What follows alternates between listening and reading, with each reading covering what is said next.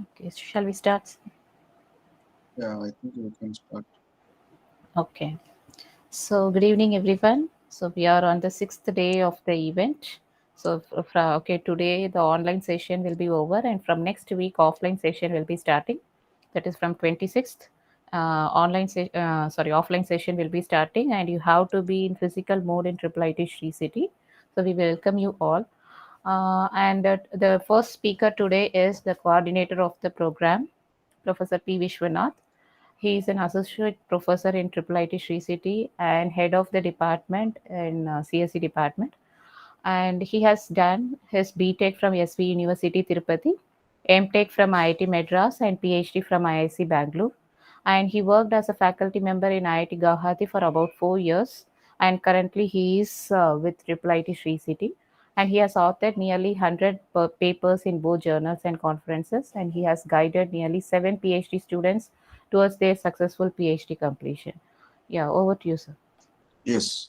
So I think I am audible, all of you. Yes. Yes, sir. Slides are also visible.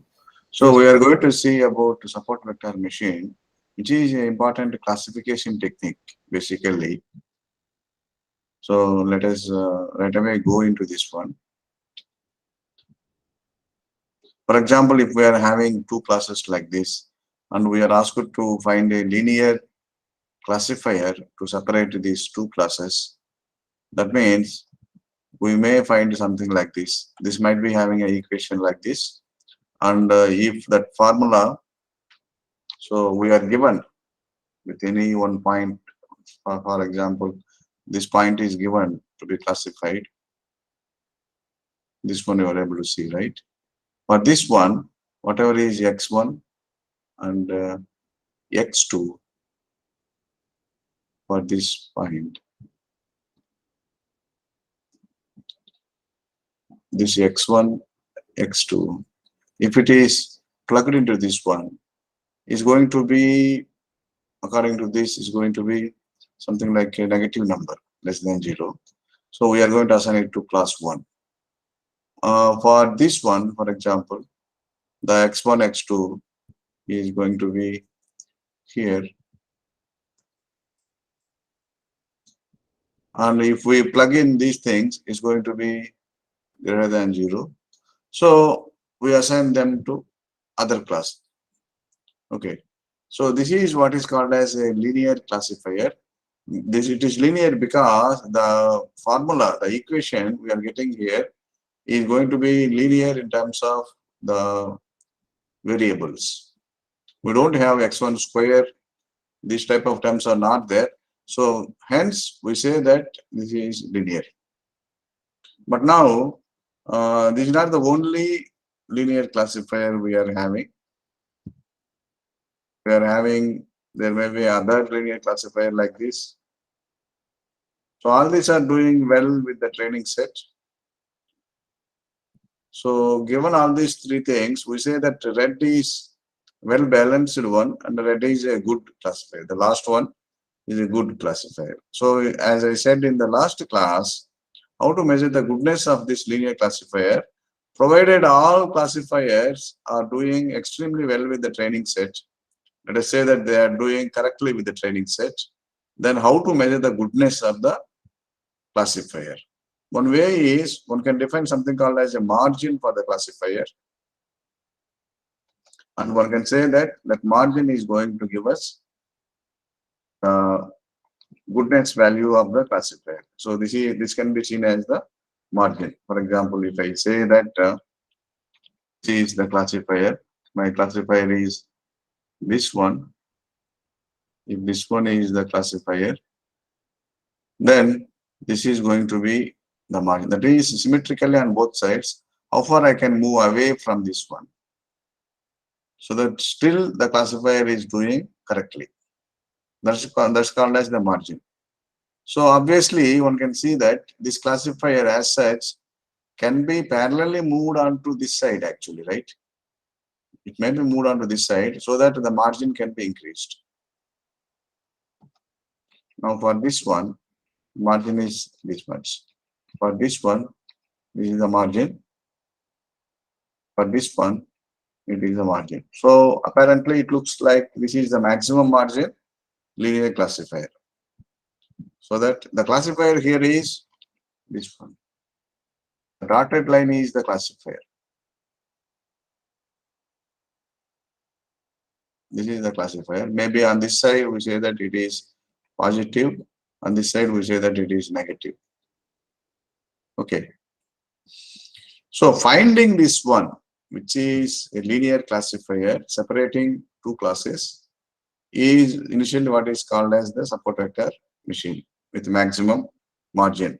And obviously one can see that this type of solutions are valid, are going to work only with data when the solution is there. When the solution like this is there, that is a linear classifier is there, which is doing 100% correct with the training set, then we say that the data is linearly separable.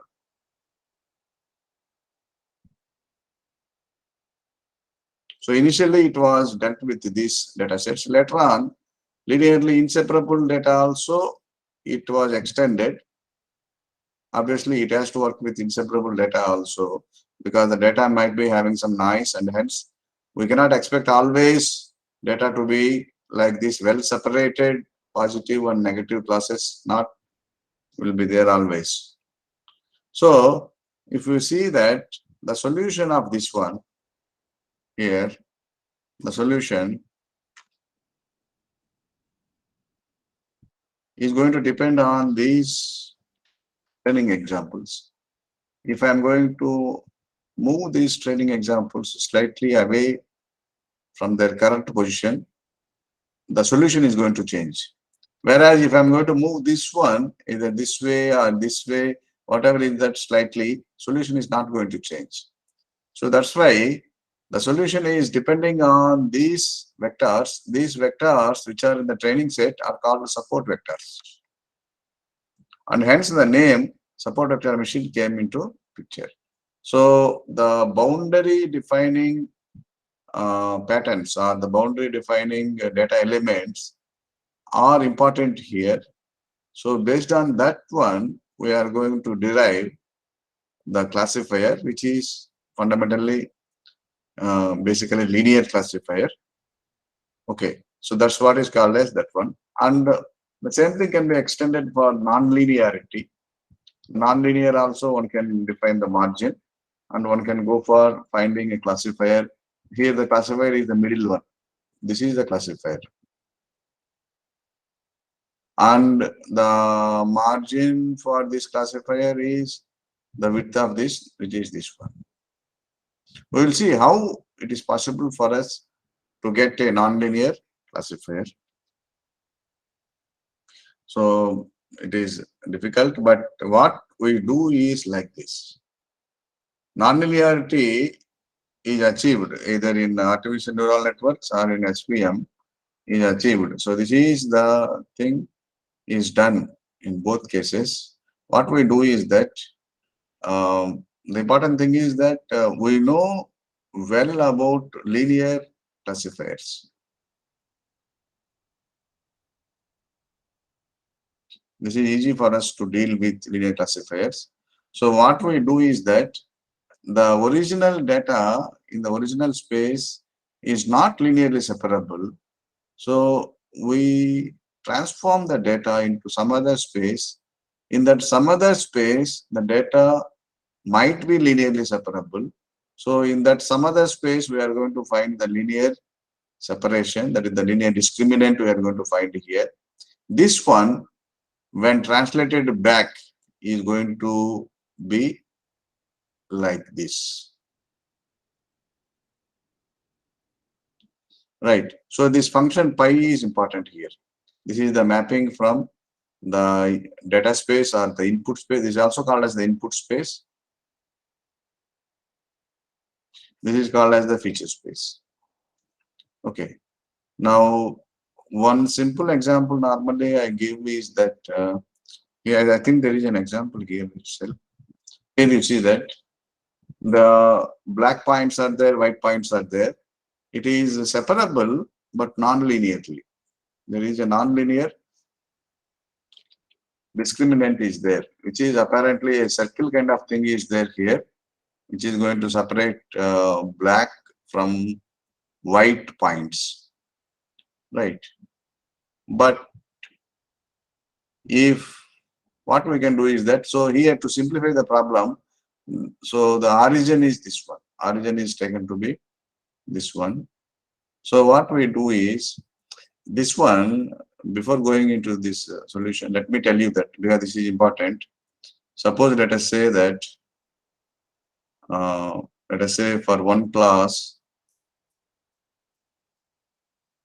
the points are like this. This is the origin for one class. The points are somewhat like this. This is class 1.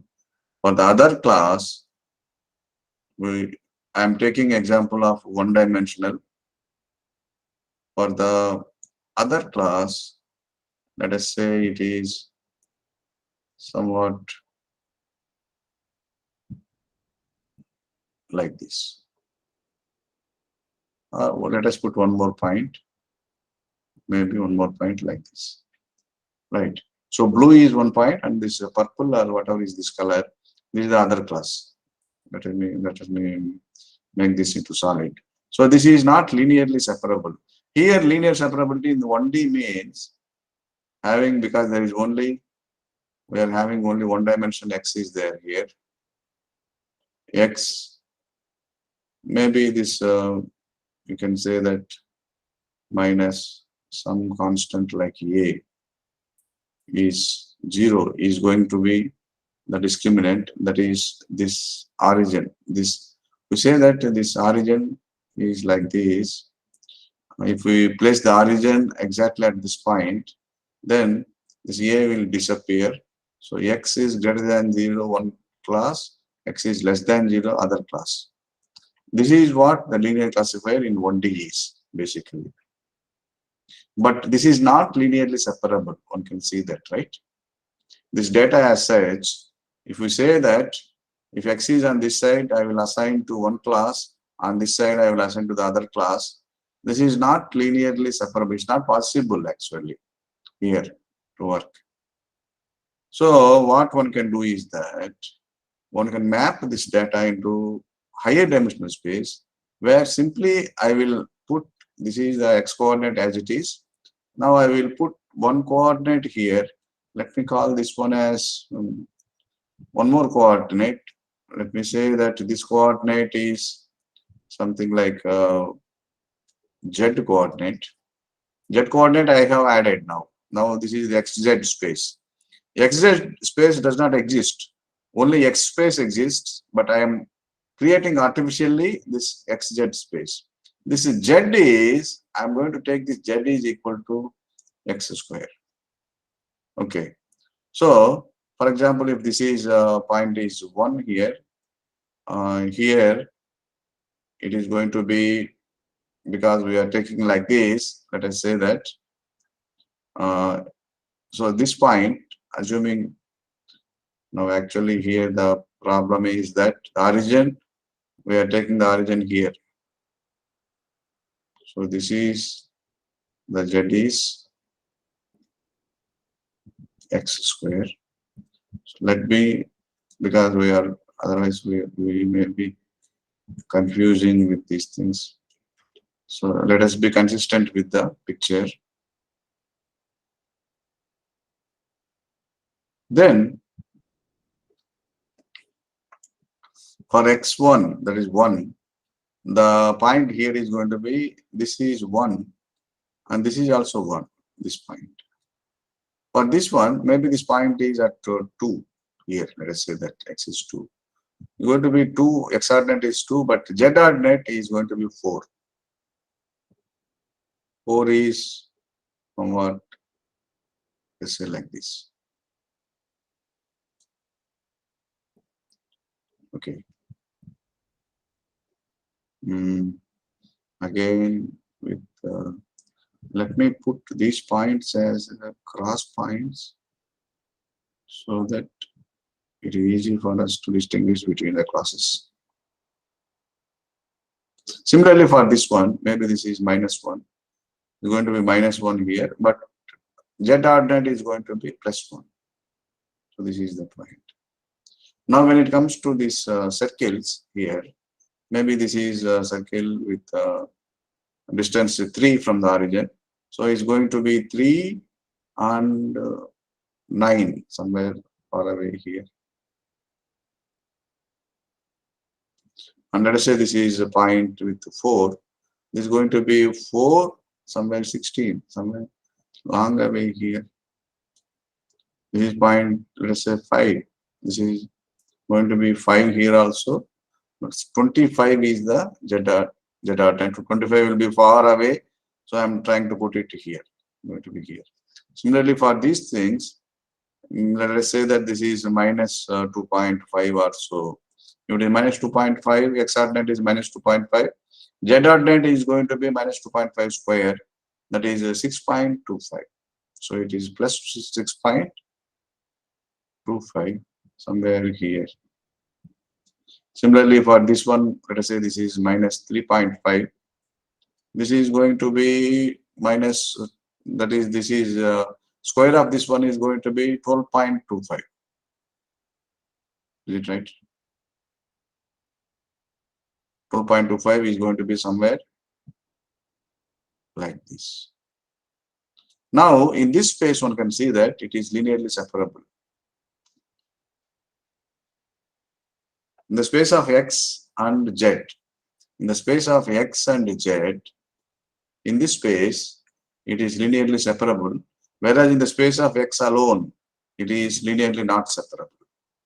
So there is a transformation from this space to this space. In this space, it is x, whereas here it will become x is the first ordinate, x squared is the second ordinate.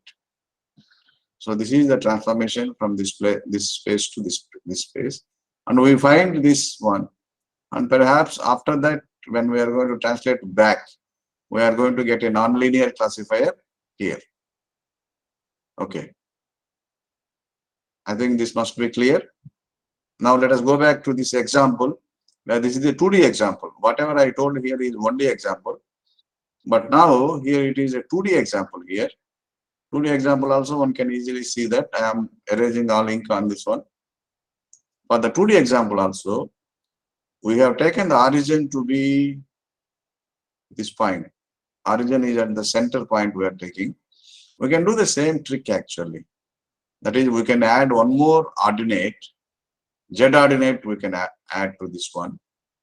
And we can say that the ordinate z is related with this x1 and x2. This is x1, this is x2. So if we do like this, what we are doing here is that for x1, I am taking x1 square. For x2, I am taking x2 square. The new ordinate I have added is root 2 x1 x2. Okay. So this is the transformation. The transformation pi I'm doing here is this one. So here x1, x2 here is going to become here x1 square, x2 square, and root 2 x1, x2 is going to become like this here. So then in this feature space, one can see that it is linearly separable. So here we are going to find a linear decision surface. This one, when translated back to this one, is going to be the nonlinear one, which is obviously the circle here. So this is the thing that is done. Okay. Now this may look very complicated process, like transforming the data into some other space and then coming back to the original space. This might look complicated, but actually this is not complicated. We'll see that. But technically, this is what is happening behind the screen of nonlinearity. This is how the nonlinearity is achieved, either in SVM or in artificial neural network. This is how the nonlinearity is achieved. So now implicitly we do the mapping in the sense that now what we do is that it might be complicating, but one has to understand.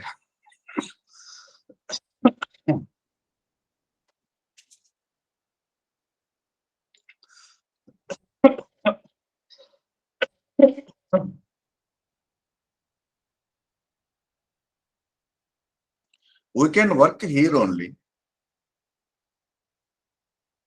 That is, whatever computation we are doing, or in the input space only we are going to do the computations. But the solution we are going to get is this one. So we may imagine that we are working in this space, but actually we are working only here. How is that this is possible?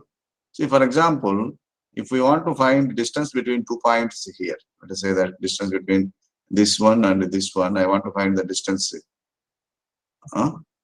So actually, I want to find the distance of this mapped point here and this mapped point here. So this distance is what I want, because my solution is going to be in the feature space. So this one I want, right? So this distance, if it is possible for me to find, for example, here it is something like x1, or let us say that is capital X1, capital X2.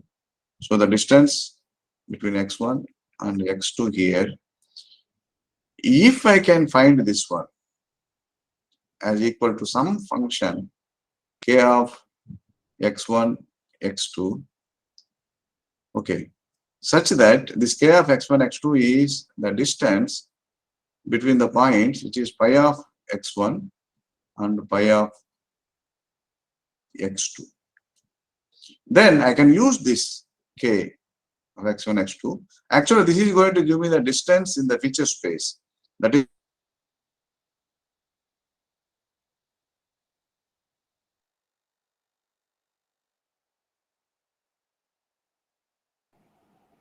Hello, sir.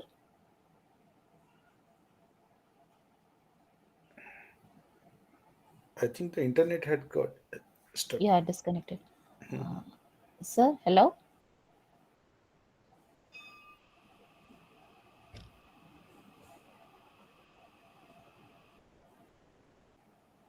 Yeah, hello, sir. Hello. Yeah, now, Now connection. he's back. yes, Yeah. yes.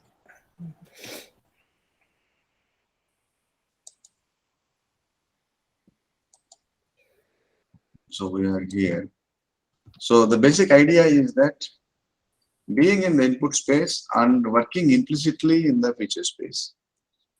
What actually done is that the dot product here, dot product between 2 points, let us say x1 and x2, the dot product here, this is found as, here it has to pi of x1 dot pi of x2. But this pi of x1 dot pi of x2 can be found as k of x1 comma x2. This x1, x2 are in the input space. Okay. So if you want a dot product in the feature space, you can work in the input space with the function k. So then one is going to get the dot product in the feature space. If the solution is going to depend on the dot products, then instead of using the dot product, something like this, we use the dot product which is k x1, x2. If we use this one, whenever you are getting this one, you use this one. That means you are working implicitly here. Here the dot product is between the transformed vectors is k of x1 and x2. Right. So this is called as the kernel trick actually. It is true, one can see that such a trick is valid and mathematically also it is sound. And for example, here one can say that if we are going to transform the data as we have seen the last into this one, then the dot product in the feature space can be represented as a kernel of xi and xj in the input space like this. So what this is saying is that you want dot product in the feature space, you take the dot product in the input space and square it. Simply squaring the dot product in the input space, you are going to get dot product in the feature space. Okay, so with this trick, it is possible for us to work in the input space, but find the linear solution in the feature space, which is nothing nonlinear solution in the input space. I don't know how many of you are following this concept. If you are having any questions, please ask me now. This is the heart of this one.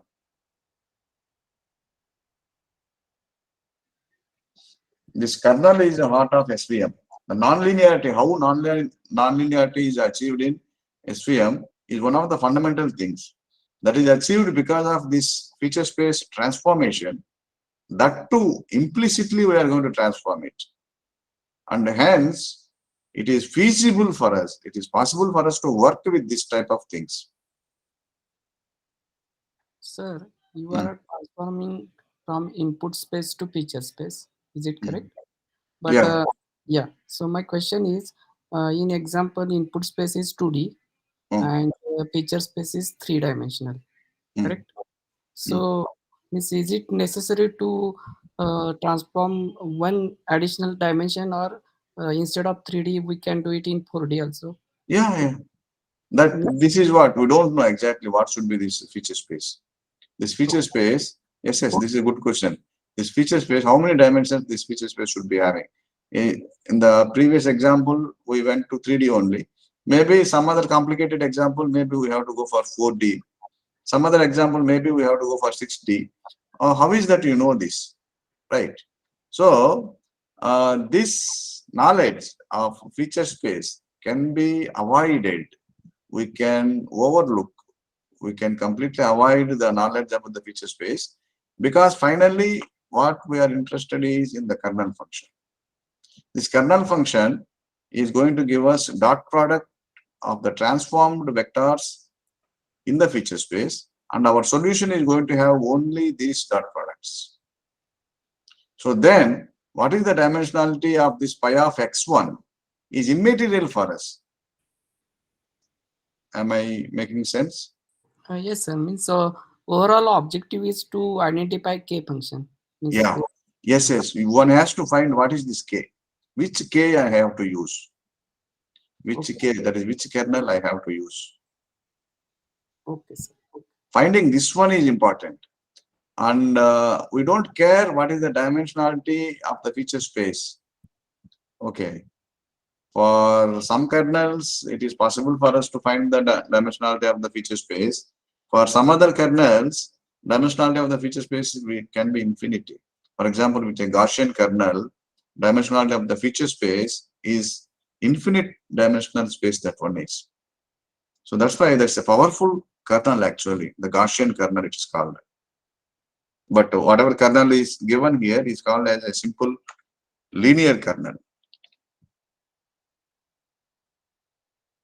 So the solution is like this. The solution is going to involve only dot products. Then it can be solved using kernel trick.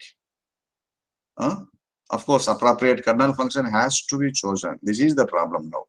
We are having several kernel functions are there. Simple one, complicated ones are also there.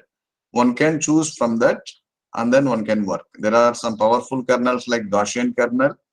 It is possible to learn a nonlinear classifier, which is extremely well on the training set.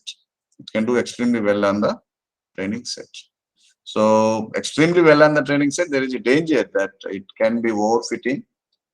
So here, this is doing extremely well with the training set, this discriminant is, but in the training set, there may be noise. So this is respecting the noise also. So one should not respect the noise. One has to respect only the information content present in the data. Right. Respecting the noise also is what is called as overfitting. Okay. So this is doing overfitting here. Maybe it has chosen some kernel like a powerful, complicated Gaussian kernel it has chosen, and it has overfitted to the data. The training data is 100% correctly classified. But the test data, which is unseen, may not be correctly classified to that extent. Okay. But actually, so our classifier, good classifier might look like this. This is a good classifier. It's not highly complicated. It's not doing 100% correct with the training set. There are some points here which are misclassified by this discriminant. For example, this point is misclassified, this point is misclassified, these points are misclassified here. One can see that with a few misclassifications can be allowed here, but this is a simple quadratic classifier. The simple parabolic kind of thing, simple quadratic classifier. This one is quadratic, means polynomial of degree 2. Whereas the previous one, which is doing extremely 1, this may be a polynomial of degree 100. It's a very complicated classifier. So one has to balance between this one, that is how much overfitting you can do, or how to overcome the problem of overfitting. That is how to overcome the problem of respecting the noise. One should not respect the noise. Okay. The idea given is that the simple the solution is, the better it is.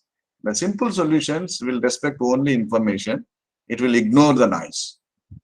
This is one of the philosophical ideas given, which is called as Occam's razor. The simple the solution, the better the solution is. So that's why we measure the complexity of the solution, and we like to choose the solution which is simple. Here, this is polynomial of degree 100, whereas here it is polynomial of degree 2. So if given this one, even though polynomial of degree 100 is doing extremely well with the training set, we will not choose that one because it is highly complicated, whereas this is very simple one, is doing some mistakes. So we might choose this one instead of choosing the previous one, right?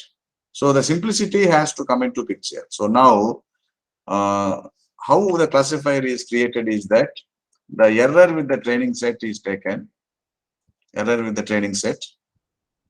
To this one, we are going to add complexity of the classifier.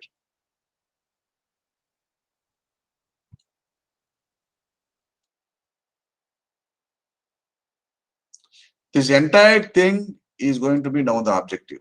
The objective is now this entire thing is the objective. We want to minimize this value of j. Value of j is what we want to minimize. And of course, because we want to say that complexity, there are various ways in which the complexity can be measured. So perhaps one can give a parameter lambda or something like that here, which is going to be the parameter which is going to tell us how much respect you want to give to the complexity when compared to the error. Is it that you want to penalize, you want to give too much respect, saying that you want very, very simple solution, or is it true that you can tolerate somewhat complexity?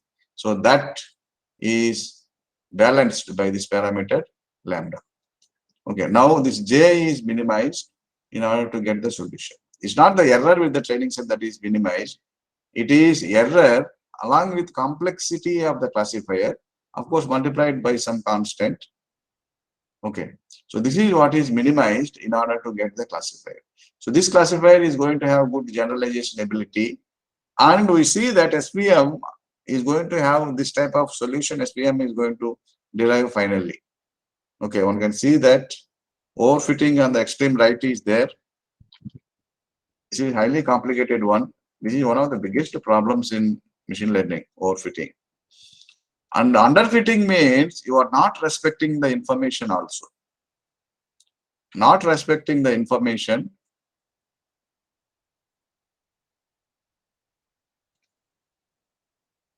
is called as underfitting. See, actually a cubic curve like this is a good fit, but you have taken a constant line here. That is, you are too simple than the expected degree of complexity. Expected degree of complexity is cube. But if you go for a degree of complexity of polynomial which is of degree 100 here, that means you are too much complicated. If you are too much complicated means on the training set you can do extremely well. Right. So here this is respecting the noise also.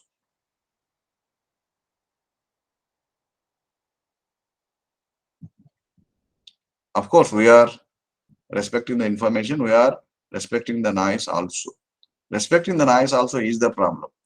Avoiding this respecting the noise is called as regularization. By doing the regularization, we will get a good fit. This is one of the biggest things in machine learning, regularization is. Okay.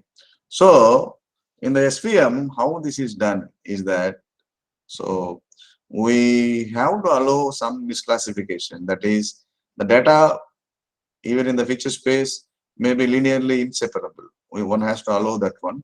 So here one can see that there are two classes are there. Some of the points here are misclassified. For example, we want no points in this region. We want to say that this is the margin.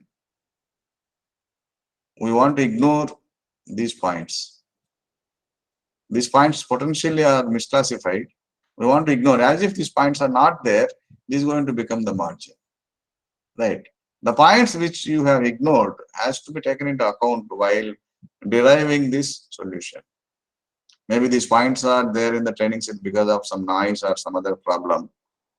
So one should know, now the margin is increased by ignoring some points, but one has to ignore some points in a controlled way only. You cannot ignore many points. If you ignore many points, the margin can be still increased, but that is not going to be a good solution. That can be leading to underfitting, right? So if you take everything into account, you are going to get a overfitted solution. You can miss out something, but you have to keep in track with some majority of the data, right? So then we say that it is a good one. So which one to miss out is governed by something called as regularization. So this is done with the help of measuring the complexity of the classifier, right? So there is something called as soft SPM, which is going to ignore or which is going to penalize misclassifications. It will allow misclassification to happen, but in a controlled way, it is going to allow misclassification to happen. So in that way, it's going to get a good fit, right? So this is a non-linear SVM. Is going to be like this. So for this one, as I said, a mapping, implicit mapping to the feature space through a kernel function can help us in getting a solution like this, right? So now we will go into, we may not be able to go into the details of this one, but nevertheless, let us see at least the gist of this, how the solution is obtained. So these slides are not so important, but let us go into this one. Let us see how far we can go into this one. So actually I told about this slide. The main idea, this one is maximize the margin. We know this one, right? We say that so many things are there. So which one is better is based on the support vectors. Now, how to measure the quality of a solution? If I say that I want to find a solution, that is, I want to find a linear classifier. Linear classifier is going to be something like a vector W is going to be there. If I want to classify the vector X is what I want to classify. It is the point here, vector X. So I will employ the function. The function I'm going to employ f of X maybe is f of the vector F, and I'm going to get a scalar quantity here. If that scalar quantity is greater than 0, I will assign to one class. Less than 0, I will assign to the other class. This is I will call as positive class. This I will call as the negative class. Okay. So I want to find this function f. This function f, because it is linear, is going to look like this. That is, this function f is going to look like this. A vector w is there, dot x bar plus a scalar b.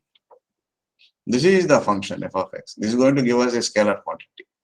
This is a dot product between two vectors.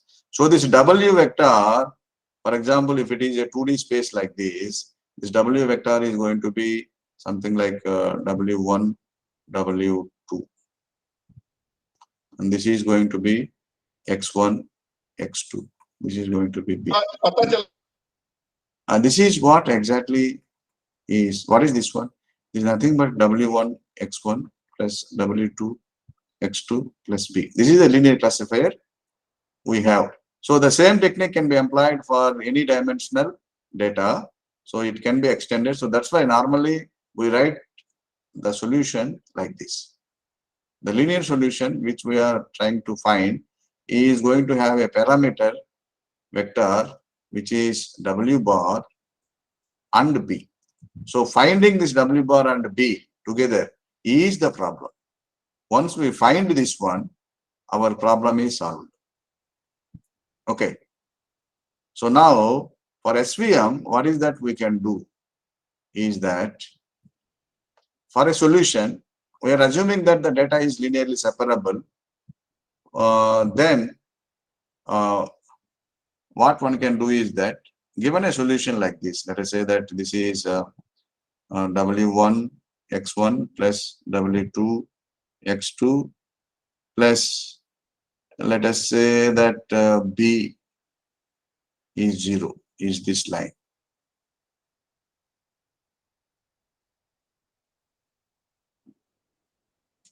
Okay.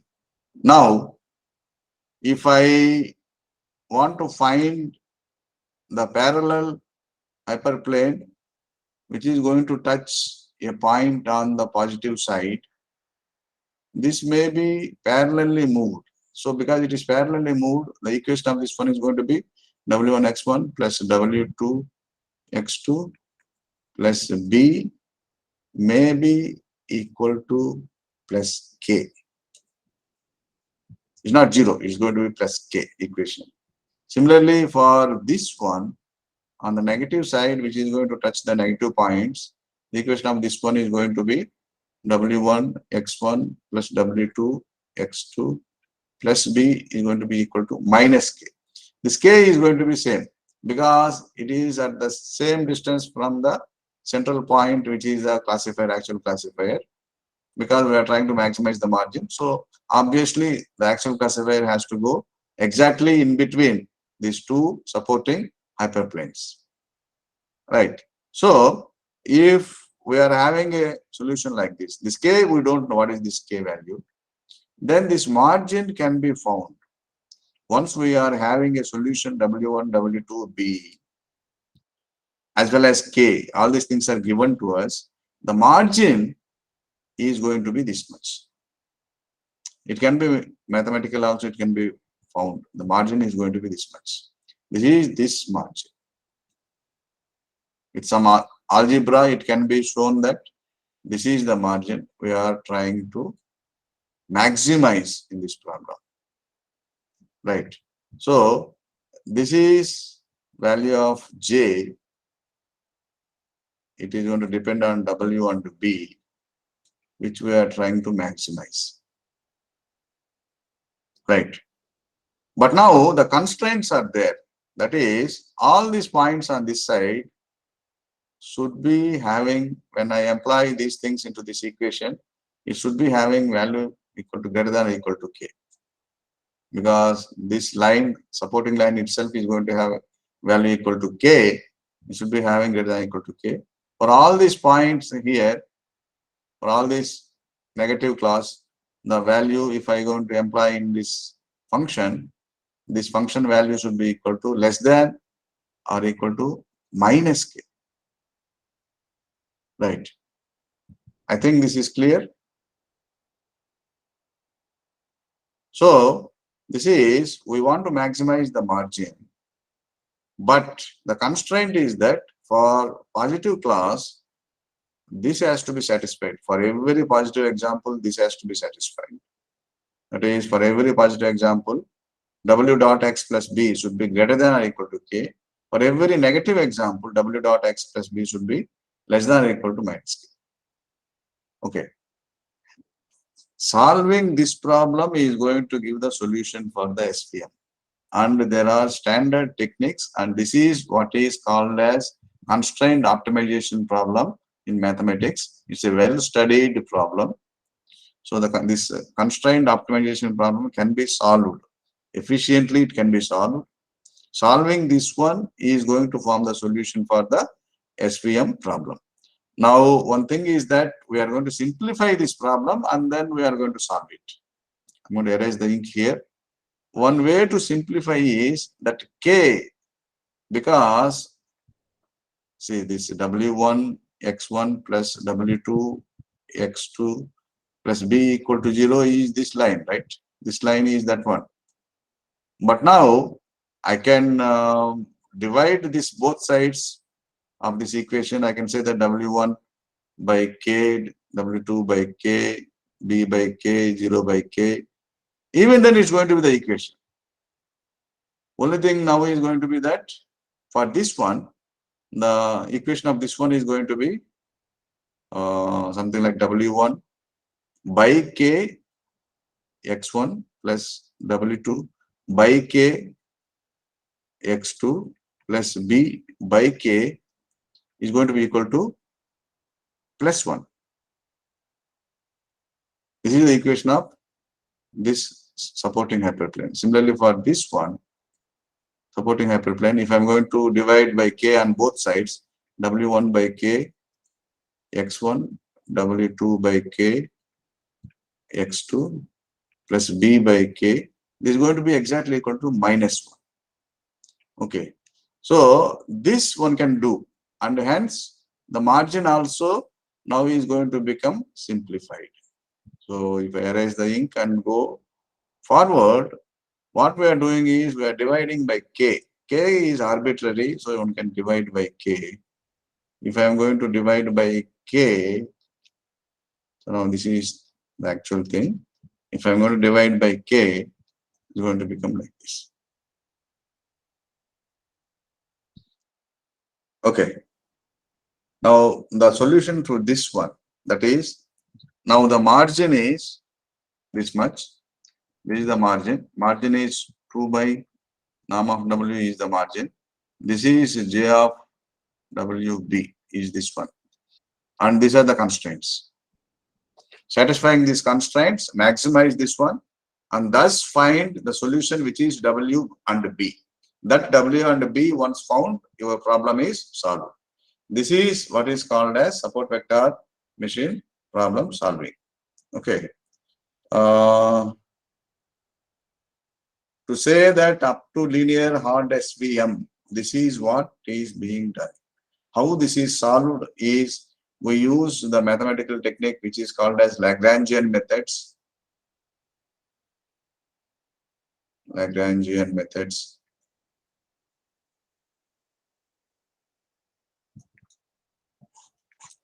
By using Lagrange multipliers and all these things. That's a standard way of solving a constrained optimization problem.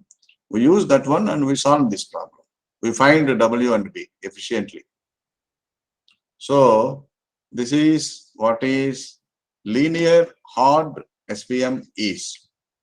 And the next things are there, which are something like non-linear things are there. You can misclassify, you can allow the misclassification, then you have to penalize the misclassification. That is in a controlled way, misclassification can be allowed. So that now the objective is going to become like this.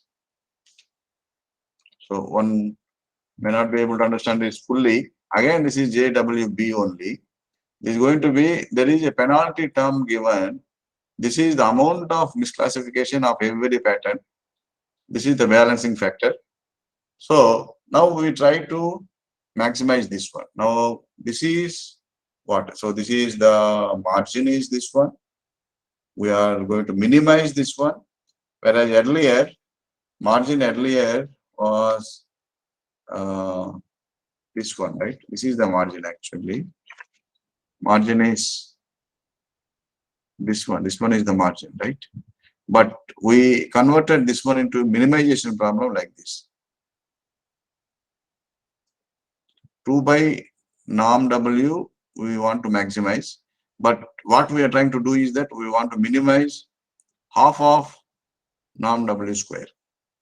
Because this is the standard constraint optimization problem is going to be like this. So we converted the problem to this one.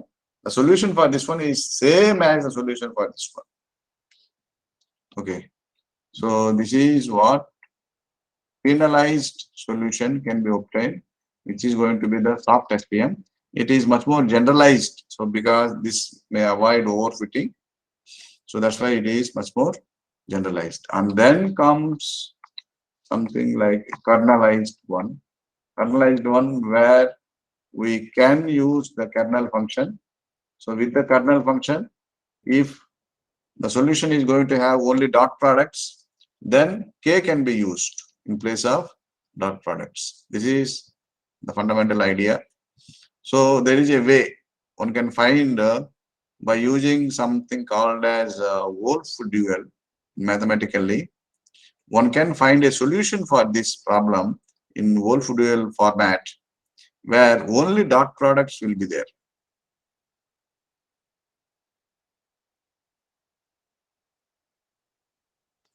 Will be there. So with this Wolf dual conversion, one can solve this nonlinear problem as we are doing with the linear problem. Okay. So this kernel is going to give us this. The polynomial kernel is the top one, bottom one is the Gaussian kernel. Okay. So maybe the time is up for me. This is in essence what the SVM is doing. SVM finds a well-balanced classifier. Initially, it was designed for linearly separable data. Then, linearly inseparable data also is entertained where penalty is allowed. Penalty is given to the misclassifications. But then, the data may be intrinsically nonlinear, maybe in the space where the classifier must be nonlinear. So in that case, one can use a kernel trick where the input space can be implicitly transformed into a feature space and one can find the solution in the feature space, but working only in the input space by using the kernel trick. This is what the story of support vector machines. So actually to understand all the support vector machines, maybe it will take a few weeks, I think. So these are the references. Within 50 minutes, it may not be possible to fully able to make you understand support vector machines, but the story of support vector machines can be said. I think I told you the story of support vector machines. If you are interested, you can read the literature. It's very interesting literature actually. One can read the literature and one can find that this Wolf dual, Lagrange multiplier solution, all these things are very, very interesting things actually. One can see that why this has to work. One has to think like that. So then one will understand, oh, this is going to work. Then finally one will actually, you see that once you understand it, then only you get the what we call that glory, that beauty of this problem solving. Beauty, if you want to get, means you should understand it fully. Then only your face will light up by saying that, oh, this solution is so great. This is a beautiful solution is there, something like that. Okay. So with this one, I will stop. Any questions can be asked?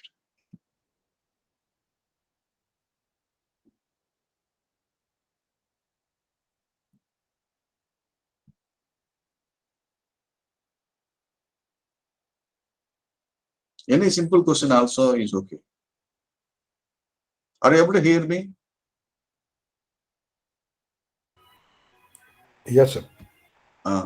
Maybe Ananta Padmanabha Reddy, who is my student, should ask a question. Please. Sir. Good evening, sir.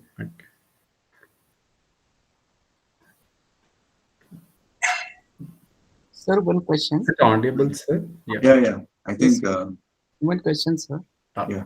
Sir, suppose that in SVM you are identifying the equation, line equation, and then you are identifying another line equation on positive side and negative side, means 1 plus 1 and plus 2. So at that time you said that on positive side the nearest point which is at k distance, and on the opposite side it should be on the k distance. Means the point which is nearest to the class 1 is at k distance, and the point which is nearest on the class 2 should be also on k distance. Is it? Yeah, Yeah. but actually, means, is it really possible? Because it may be possible that one point is at k distance and another point may be less than k on the another class. Yeah. Means, Yes. Yes. then at that time, how we can means keep that distance equal, k positive side and negative side.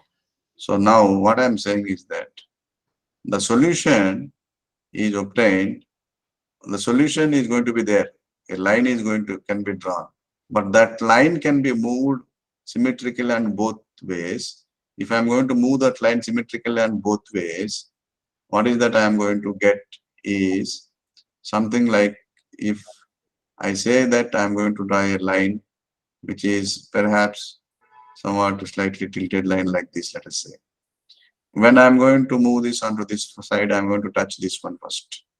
Onto this side, if I'm going to move, I'm going to touch this one first. Okay.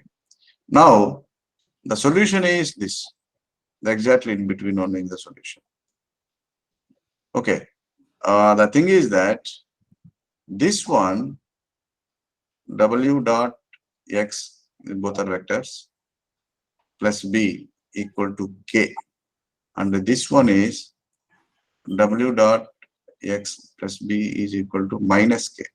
The actual solution is w dot x plus b is equal to 0. Okay. Such a solution, does it exist? Yes, it exists, provided the data is linearly separable. Such a solution exists. Here, the value of k can be arbitrary. You can increase or decrease the value of k. Okay, okay, sir. Okay. That's the reason why we simplified the problem. Yes, yes. Because it's an equation, right? So equation, for example, something like 2x plus 3 equal to, let us say, something like 8. Now you can multiply both sides by any number k. Let us say I multiply by 2 on both sides. Even now the equation holds. It's going to be 4x plus 6 is 16. This is also correct. This is also same equation. You can multiply on both sides by any if it is equality by any number, then also the equality holds. Okay, any other question? Sir, SVM will be best to suit for a binary class only, no, sir. That could be will be a limitation for it. If Yeah, SVM originally was discovered only for binary classification. That is the problem where we are having only two classes. It can be extended to multi-class problems by using some techniques, like one can derive several binary classifiers. For every two classes, a classifier can be derived, and a goodness value can be taken, and based on that, the final class can be obtained. okay, Several binary classifiers can be combined in order to do multi-class classification problem. okay, but it will be somewhat complex. Like It is a complex over this one, yeah, but it is also traditionally used in machine learning. If a binary classifier is available to us, we employ binary classifier again and again in order to get the correct class label. Because the number of classes, not 2, maybe it is 3, 4, 5 like that. In that case, we employ several binary classifiers, taking 2 classes at one time, right? okay. And then we somehow come to a consensus about which class we are going to give finally to the test bed. Okay, yes. It can be done. So there is a literature on that one also, how to do multi-class classification by using SVM. Okay, sir, I will explore.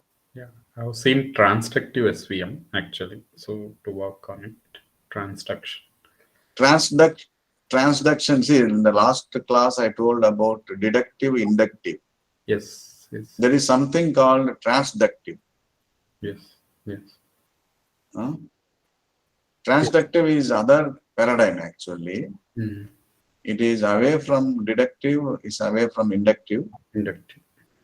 But that paradigm, one may search in the Google and see that what is that paradigm, transductive paradigm. Sure. Yeah, sir. I know this. So any other question? Thank you, sir. Yeah. There are no more questions. Let me thank the audience for giving me this opportunity. Thank you. Thank you. Yeah, thank you, sir. Thank you very much for the session. So the second speaker is with us. Can we start the session? Yeah, it's up to me. If you want to give break for 5 minutes, it's up to you. Otherwise, if you want me to start, I can start it, man. Okay, we can give just 2 minutes break. Then we'll start. We'll start around 8:05. Exactly at 8:05. Yeah. Yeah, thank you. I'll be staying on online only. Yeah, yes. We'll start at 8:05. Yeah, okay, thank you.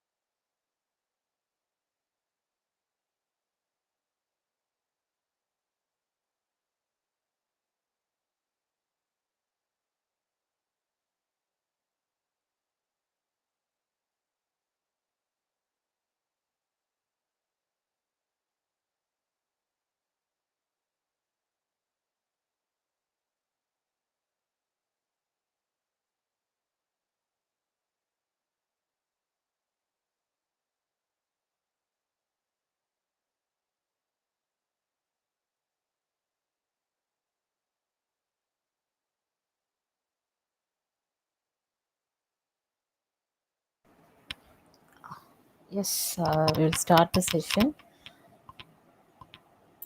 Yeah, yes, ma'am, we can start it. Yes. Okay. I'll just give a brief intro about you, sir. So the second speaker of the day is Professor USN Raju. He is presently working as an associate professor at NIT Warangal. Professor Raju received his BE degree from Bangalore University and MTech degree from JNT University. He did his PhD from JNT University Kakinada in CSE department under the guidance of Dr. V. Kumar. He has published more than 70 papers in various journals and conferences. He is a senior member of IEEE, fellow in Institute of Engineers India. He has successfully guided 4 PhD students at NIT Warangal. He has visited several countries to present his research work. Yes, thank you, sir. Thank you for attending. You can carry on. Yeah, okay, madam. I'm sharing my screen. Yes.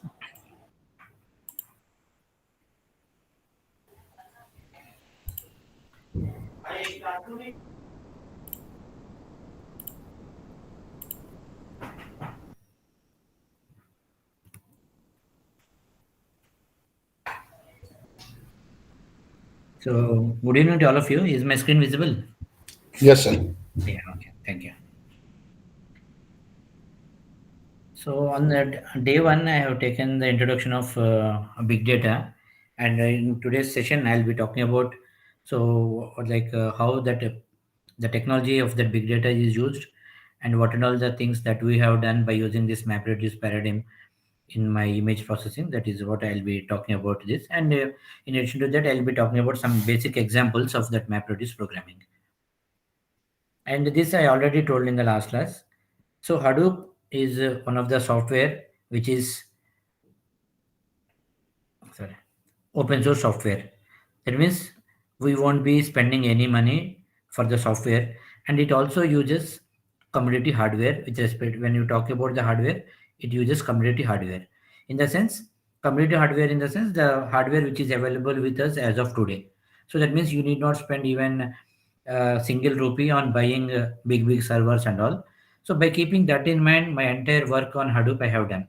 Really, whether you believe it or not, so even as the software is available and the hardware, that means the computers which are available in our lab, only those things I have used to make sure that I'm really working with the concept of commodity hardware.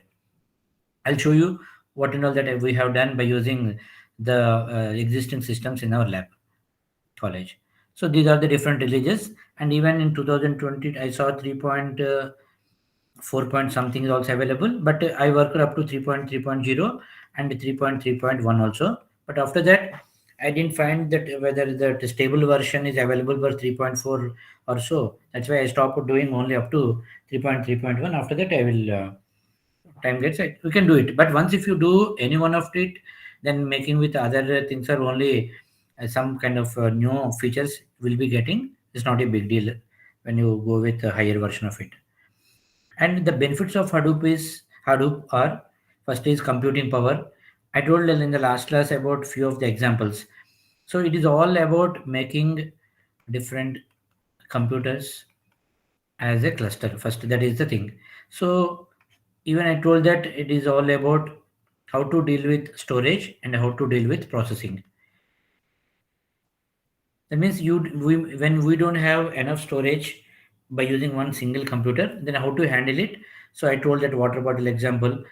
Okay, that is about how we can handle the storage and processing in the sense. So for example, if there is a task which may be taking more time, but if you want to complete it in less time, so for that we use the concept of processing. But the entire big data is all about only these two things. So when I made a cluster of computers, obviously we know that computer is having a memory and as well as processing power. So all the memory which is available in all these computers in the cluster, they will be used as a common storage among all the computers. Okay, and the processing power of all these will be contributed in completing the task. So because of those two properties, I can say that instead of one computer, when you use multiple computers by using this Hadoop software, computing power is increased. And flexibility in the sense, instead of having, for example, if a task is very simple, instead of having 1,000 computers in the cluster, based on the data, you can remove some of the systems from the cluster setup. And by chance, if you feel like the data is coming even a little bit more, without stopping the processing of these computers, you can add few more computers for the cluster. So that is known as flexibility with respect to Hadoop. And fault tolerance, as there are so many computers in the cluster, if something has happened to one computer, then how we need to say that we can complete the task of we can say that how to say that we can complete the task without stopping the work. So for that, it uses the concept of replication factor.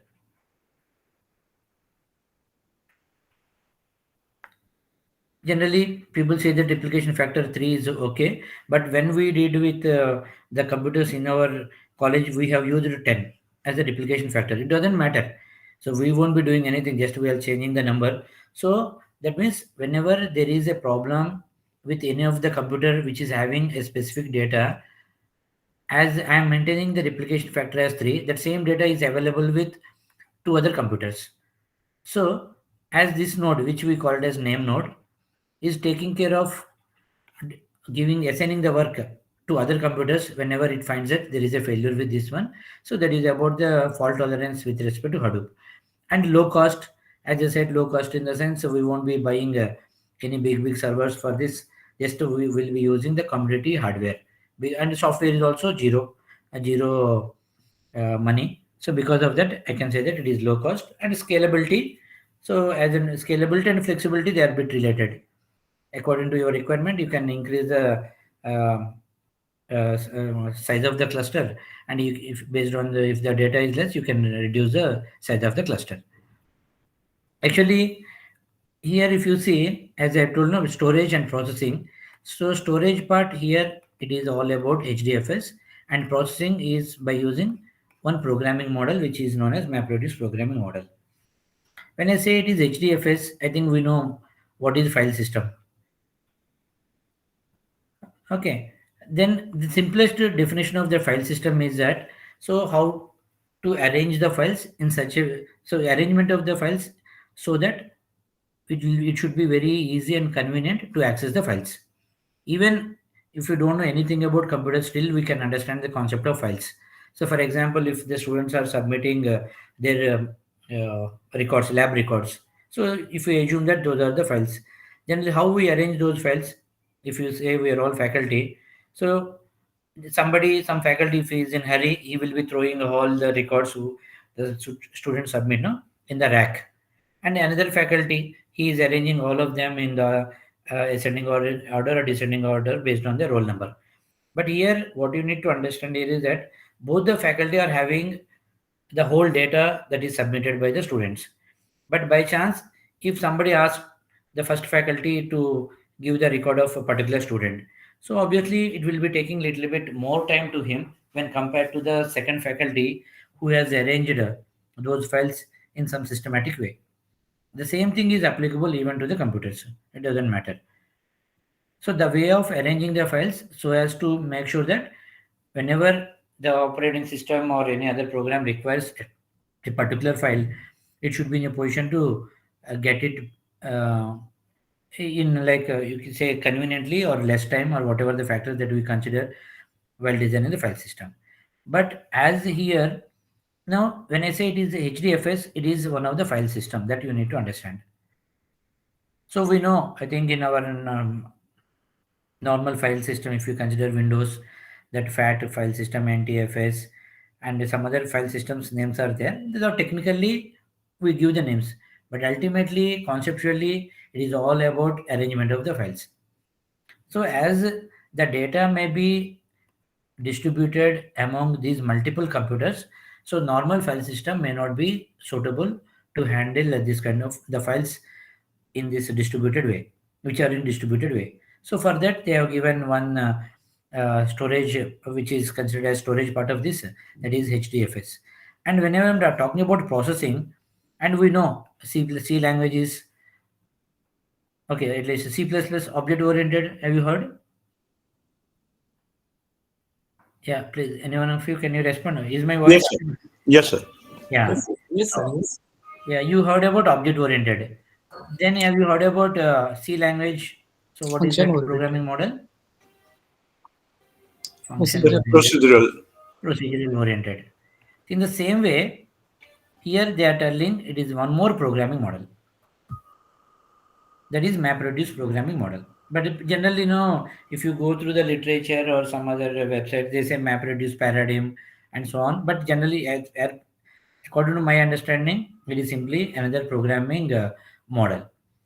So you know some programming model already. So whenever you say that you want to learn about it, just you obviously it is not a great task in learning one more programming model.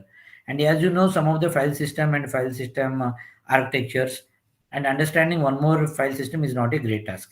Once if you understand these two, the entire big data, Hadoop, whatever they call, no, they're all based on only these two concepts. And I told on the first day example about storage. Only see, whatever the literature that you go through related to big data, they'll be talking about only storage and processing.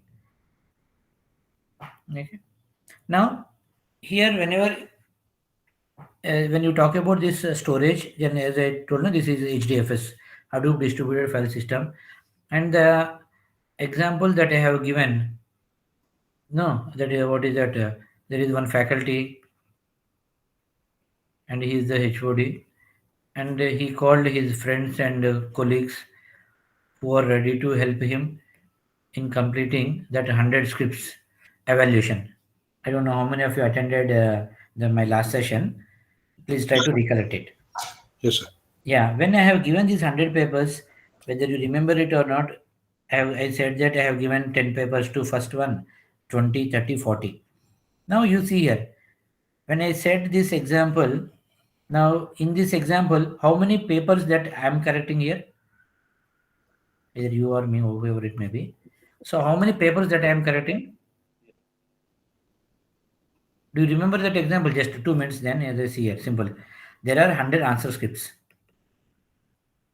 of any subject, let us assume the TOC. Then the HOD he came to you and requested you to complete this in 2 hours. But you know that you can't do it by alone in 2 hours. It will take four days, let us assume. Then you requested one of the assistant professor who is very close to you, and one associate professor who taught this subject for 4 times, and even you requested one professor. He also accepted to help you, and he taught it for 20 times, and he has written 2 textbooks on this. And there is one more student who got 100 out of 100 in the last semester. Why I'm so specific about assistant associate means, even when you talk about Hadoop cluster, they'll say that you can have heterogeneous computers as part of the cluster. In the sense, there may be one computer with 2 GB RAM, then this may be 4 GB RAM, this is 20 GB RAM, and this may be 2000 GB RAM. But all are doing the same task. Okay, now you see here. So that is the example that I already told. Now, in this example, all the papers that 100 are only with. Do you have any papers with you now in this example? No. No. No. We don't have those papers. That means that's why this is known as, actually, if you can see this one, and if you those who already studied about this Hadoop, they'll say that name node won't be having data. No data with name node. Data is available only with the data nodes. So data here is about the answer scripts. Okay. Then what is the role of name node? According to this example, what you are doing then, when you said that you are not involved in the paper correction, when HOD came to you and directly he assigned the work to you, then what is your role here? Distribution and collection. Distribution and collection. Yes. Yeah, that means metadata. But you are totally responsible. That you need to understand. That's why whenever you go through the literature, they say that name node won't be having any data. Name node contains metadata. So here also I'll be saying that I'm maintaining one sheet here, and here I'll note down 1, 2, 3, 4. Okay, 100 roll numbers are there, and which roll number has given to which person, and what is the status of their work, their correction. Because no, so even though it has given to those many people, it does not mean that it will be completed in 1 minute. It will take 2 hours. But for that whole 2 hours, I am responsible, and I have to monitor the whole show. Okay, so same thing in the literature. Technically, they are talking about it, but conceptually, I always remember only this example, and we can talk hours together by keeping this in our mind. Okay, so name node won't be having any data, and data nodes only have the data. Yes, that is true. And I said that Hadoop uses the concept of replication factor for fault tolerance. That means whenever there is any issue with any of the computer, the work should not be stopped. That is important. Now, if you see here, for example, I say this black one. So the black one is available with multiple people here. People in the sense computers. That means whenever, for example, initially he started processing this data, let us assume that it is taking 4 minutes. But after 1 minute, let us assume that there is a problem with the computer and it shut down. But by chance, if you assume that this data is not available with any of them, let us assume that it is not available, then is it possible to say that you will be completing the task? No chance.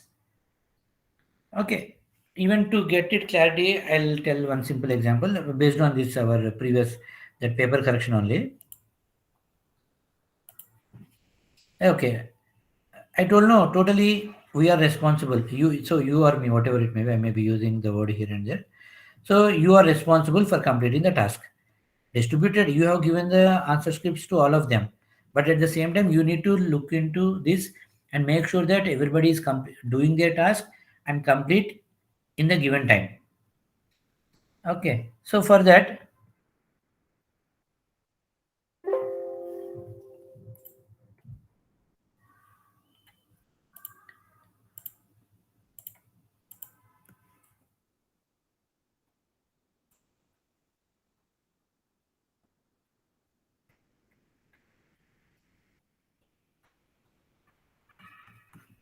okay. Now let us assume that paper correction has started at 8:25 p.m. And as you are responsible, no, you are responsible for this. So initially you requested all of them, and they said they are ready to do it. So, but the rule is that for every 1 minute they have to update to you, saying that how much how much of the work they have completed. Now let us assume that 8:25, the first person said that he has completed one paper. Second person said that 1.5 papers. Third person 2.5. Fourth person, okay, 4 papers completed. Then you are, because you are maintaining the metadata. At 8:26, okay, he told that he has completed 2.5 papers, and he also told 4 papers, 6 papers, and total 7 papers. Now at 8:27, so he told 3.7, but there is no response from him. And he told something 7, and he told 10. Then, okay, because he is your friend, you waited for 1 minute. Then 8:28, because if the rule is that for every 1 minute they need to update the status to you. Then he said 4. Once again, no response from him. He said 8, and he said 12. Then what you will be doing? So don't think much about this big data. In general, if you are a faculty and your task is to complete this within 2 hours of that time, and you have given the papers to these 4 people, and they started doing the correction. And but this person is not responding, because he has to respond for every 1 minute, but he has not responded. Then what will you do? Generally, please you tell it. Take the answer sheets from him and distribute to others. Yeah, very good. So you expected that you are good in that way, but actually you tried to call him, but his phone is switched off. Then what will you do? See, just as a normal human being, you think, you need not think like a great computer scientist and all. General, as a human being, simple. Even school teacher also, what he will do? We don't require any computer science for this. Okay, you tried to call, but phone is switched off. Then what is the next step?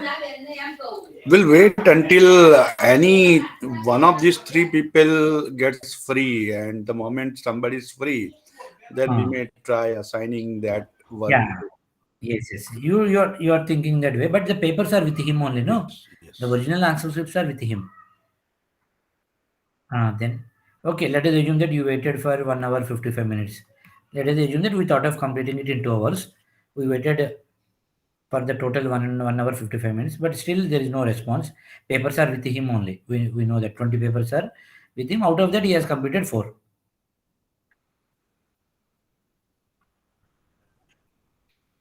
Okay, good. Then you might be thinking that you have to go to his house to get it. Then his house is locked. That too with Godrej, so that nobody else can open the key. And I'm telling you, he's your best friend. So intentionally he has not done it. That is sure, I can tell it. I can give guarantee for it. Because of some urgent work where he could not call you, and this one. Okay, same. That means if this is the case, then there is no way to complete the task. Because whenever you want to declare the result, you must give the result of all 100 scripts. And you can't put for the remaining 16 people some marks like 4, 5, 6, 7 like that. We can't keep, no? So simple. Then to handle this, So this is the situation that happens in it is even for computers also. When it has happened to humans, obviously we can expect that it can happen to computers also. No, so any system can be shut down sometime, or suddenly something has happened to that building. Okay, so for that reason, the simplest example is that take the Xerox of the answer scripts. That's it. Replication factor 3 means 3 Xerox copies. There is nothing in this. Before distributing the answer scripts, I have taken 2 more Xerox copies and I distributed that same data to multiple computers. Now you see here, that is what it has happened. The same, that black part, whatever I'm talking now, so that is available with 2 more computers. So that is known as replication factor. Replication factor is 3. So this is the mechanism how this Hadoop is using. So you may be thinking, what is the we may be it may incur more money into that and more storage, but it doesn't matter. So it is by considering this replication factor, they developed this software and it is working well. So is there any doubt in this one conceptually about the replication factor? No, sir. Yeah, that's it. So that is what. So One what we have done. Sorry. question. So Yeah. distribution of task is advantage, but we need to take extra overhead na. So that is means one disadvantage na. Means for the distribution we are getting benefits, but Yes. again in single processing that overhead is limited na. Here for example we need to take Xerox. So Yeah, that yeah. Yes, because I told no, if you want to do it by yourself, you can do it, but it takes 4 days to complete the task. Because you know the TOC subject, you yourself can complete the task, but it takes more time. So that's what even in last class I told that by using this technology, you won't be getting any change in the accuracy. The only advantage that you will be getting is time. okay, okay. Because when you say that you can't, if you say that you want to do it by yourself, you can do it, but it takes 4 days. Means it depends on the problem size also. Means Yeah, yeah, exactly. So if it is only 1 paper, 2 paper, don't go for distribution. That's what generally I tell it. Only if it is required, then only you need to go for that. Otherwise, no. For example, let just for simple example, I have one stick, normal stick. I'm talking, no related to computer science. So let us assume that this is of just okay 30 centimeters. So I need to move this scale. We assume that this is the scale, and I'm asking one student to take from one room to another room. But let us assume that I have 100 students with me, and I want to show that I have 100 students, and if I want to show that they're all listening my whatever I said, if I call those 100 students and ask them to make this into 100 pieces and take one piece to next room and then attach them, so obviously that is overhead, no? yes, sir. Yeah, exactly that. Well, see, it is applicable only if you feel like there is a necessity of going for this. Otherwise, don't go for it. Even we experienced it initially, we also used it to think like that. When I have written the first program on by using Hadoop for simple word count example, only for 3-4 lines of text data. If I write C program, no, it is giving. Let us assume that in 2 seconds. But when I have given that same file by using MapReduce, it has taken 20 seconds. So actual file is very simple file, which can let us assume that it is having 3 lines of text. So when I have written normal C program, it has taken 2 seconds, but somebody told no, big data means it is taking a very less time. But when I executed, when I get the same output by using another programming model, that is MapReduce programming model, so it has taken 20 seconds. Then I also have a lot of doubt at that time. What is that people are telling it is going to take very less time, but it is taking more time. Then in my mind, I used to have this example. A scale of 30 centimeters. If you ask one LKG student, he himself can take it and keep it in the next room. Instead of that, if you call 10, the two BTech students, that is assumed. It's not required, no, first of all. It is waste of resources. Yes, sir. Yes. Okay, right. Okay, thank you. Okay, so this is how that HDFS is maintained, and here secondary name node. So whenever there is an issue with the name node, so obviously secondary name node is considered as a backup for name node, and only the data nodes contains the actual data. This is for storage. And when you talk about processing, so this uses MapReduce model of programming. So first, as this is the input data that is going to be split and that is given to the map phase, then reduce. And here that MapReduce is a programming model. And I'll be explaining you with one example. What is it map phase and reduce phase? I just will lay this now. Yeah, okay. First, we'll see that example. After that, I'll show you the slides on Hadoop installation. Of course, generally, if there is some lab session, we'll be showing you how to make that installation and all. But I'll be sharing the slides. If you are interested, you can try the same slides for installing Hadoop. And along with the screenshots, I have made the slides. I'll be sharing those slides afterwards.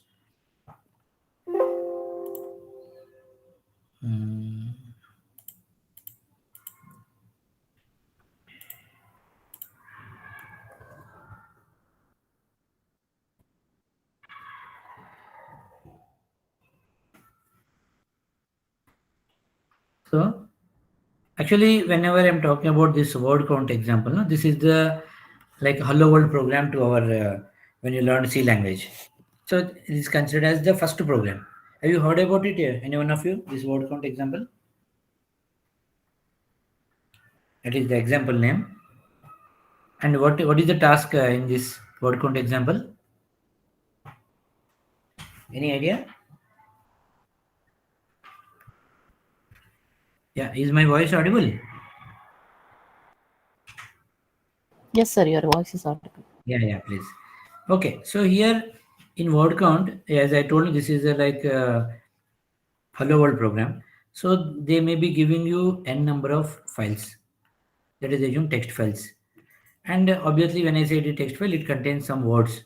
So our target is to count the frequency of each and every word by considering all the given files.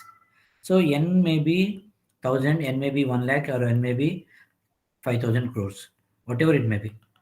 Those many number of files are there, and your program should go through all these files and need to count a particular word by considering all the files, all the contents of the files.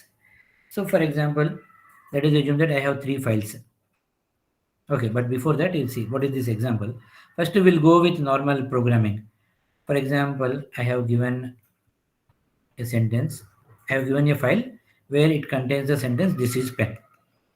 So can you write a C program to separate the words and display them? Is it okay for all of us or not?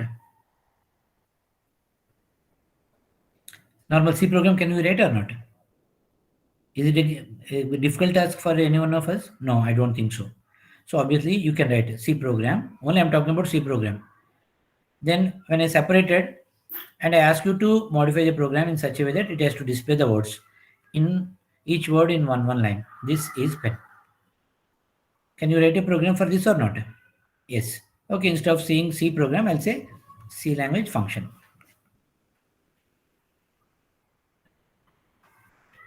Okay, now I'm making this program and asking you to modify this function in such a way that instead of displaying only one word, I am asking you to update this function such a way that it has to display this comma hello, is comma hello, and pen comma hello. Can you do it or not? Only I'm talking about still about only C language function. I think all of us can do. Surely we can do it. Then I'm asking you to modify that same function in such a way that just instead of displaying hello, display this comma 1, is comma 1, and pen comma 1. Yes, I think all of us can write. Then I'm asking you to keep that same function in 3 computers. Then in one computer, I'm giving the input a file. It consists, this is pen. And in another computer, same program I have given the input as that is pen. And in another computer I have same function. There I have given the input as one input function, input file, which contains pen. So can you tell me what is the output given by the first program, first computer? Please, anyone, can you respond?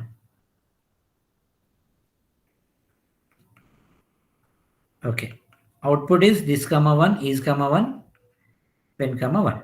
Because no, I told you this program I have written in one computer, then I just copy pasted that same program in 3 computers. Then what is the output given by the second computer for this input? Z comma 1 is comma 1 pen comma 1. Okay, then what about the third one?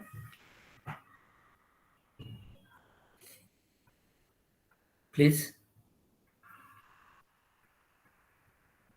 Okay, pen comma 3, is it right? At least you tell yes or no. Yes, sir. Yes, sir. Yes. S is wrong.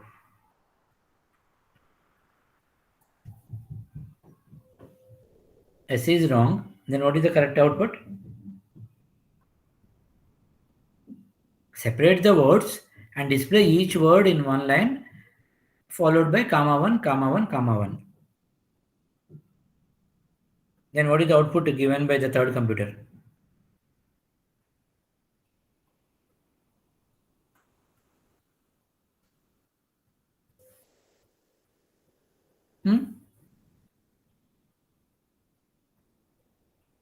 Pen 1, pen 1, pen 1. Now, is it correct or not now?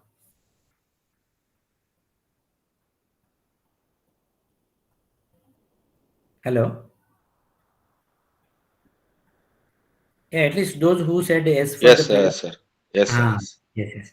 Now, just to make sure that whether students are alert or not, no, generally I'll write this example. Intentionally, I'll write this. And I said that previously word count, and your mind by this time might have tuned in such a way that you are almost about to get the output as the count of that. But generally, here I am talking about only one function. Actually, it is pen 1, pen 1, pen 1. Okay, good. That's it. When you said you have completed it, I can say that you have completed the map part of this map reduce. Now, what you have done so far? Nothing. You have written one function. Now what is map? Map is a function which is doing some specific task. What is the task? Anything, whatever you want to give as a task, you give. But generally here, when I said, so this is considered as a pair. This is known as, the first part is known as key and second part is known as value. In the entire MapReduce programming model, every time the input should be in the form of key value pair, and output also must be in key value pair. So that's why you have to have something here as the second part. These are all, first part is considered as key and second value is considered as value. Even the input I said, no, this is key, this is value, and file name, file 1, this is file name is the key part, and this is file 2, and this is file 3. Then this is map part. Then after this, like internally there is one more component, that is shuffle and sort. Now, whatever the output that is given by all these mappers is going to be given as input to the shuffle and sort functionality. So what it will do is that it will shuffle the entire data and sort them based on the key. Sorting, it is, whenever I say sorting, it is normal, simple sorting. Then can you tell me which key will come after sorting? Key means these are the keys. The first part in those pair. So these are all keys. Okay.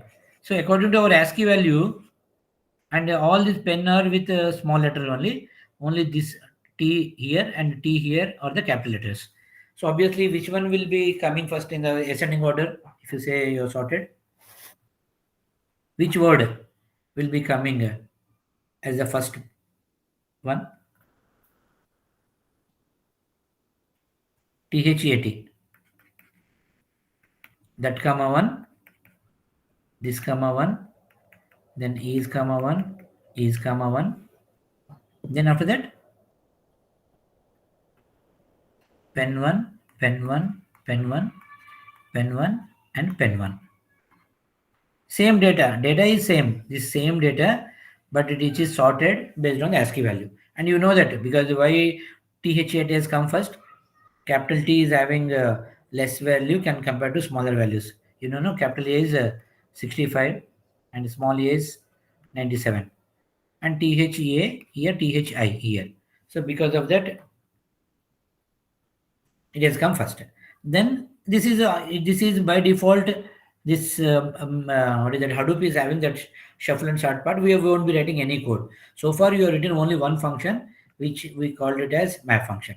Then for this data, we need to write one function now. Whenever I said function, it is you assume that it is normal C programming function. So what it has to do is that it has to compare the key part of this pair with the next key. And if it is the same thing, it has to update the counter. Now I have written a function here and I have given that as input to it. This is known as reducer. Then first I have taken the word THAT. Initially the counter is 1. Then I need to compare this with the key part of the next key value pair. If they are same, then I need to update the counter. If they are not same, then I'll be directly saying that that has occurred for one time. Okay, that is only one time. Then next time the processing of this is over. Then it has to start with the next word. That is next key, I mean to say 1. So is this and this are same? No. If they are not, no, if they are not same, then I can conclude that there are no more occurrences of that word this in the remaining part of the whole data. And next I need to start processing with is. So initially I have taken is with count as 1. Then I need to compare this is with the next key. Are they same? Yes. As they are same, I have updated the count as 2. Then I compare that with the next key part. As they are not same, I can conclude that there is no chance of having the word is further in the entire data. Then is for 2 times. How you can say that there is no chance of having the word is further in this entire data? Can you tell me what is the logic behind that? How you can conclude that? Because here you have compared these two. I said that I compared these two. Then when I compared these two, if this word is not is, then I am saying that there is no chance of having the word is in the remaining part of the data. How I am telling that statement? Can anyone of you tell it? Simple. Because they are already sorted. That's why it by default it includes that concept of shuffle and sort. Of course, as it is by default, it has to be done. That's why they themselves have written that part and given to us. If this is not sorted, if you say that if you want to do that word count on this one, the original data without shuffle and sort, then what you need to do? For example, you find out the word is this. Then when you can say that there is no chance of having that word this any more times in the whole data, when you can stop it only after comparing with the last key in the entire data, then only we can conclude that. Till that time we won't be knowing whether the word that particular key which you are searching is there in the data or not.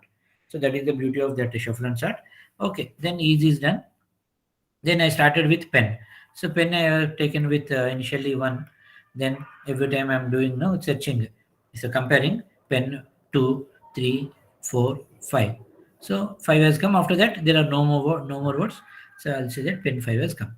So this is the output of the final shuffle and sort. Sorry, final map reduce. Now as I told, the target of this word count example is to count the occurrence of a particular word by considering all the files given to us. And when somebody has because somebody has given me 3 files, so there are 3 computers with me. and they're all in the cluster. So I copy pasted that same program in all the three computers. Then it doesn't matter whether first computer is taking care of this word, this is pen, or first computer is taking care of the third file. It doesn't matter, because as the program is there, the same program is there in all the three files. Obviously we can expect that we'll be getting the same output.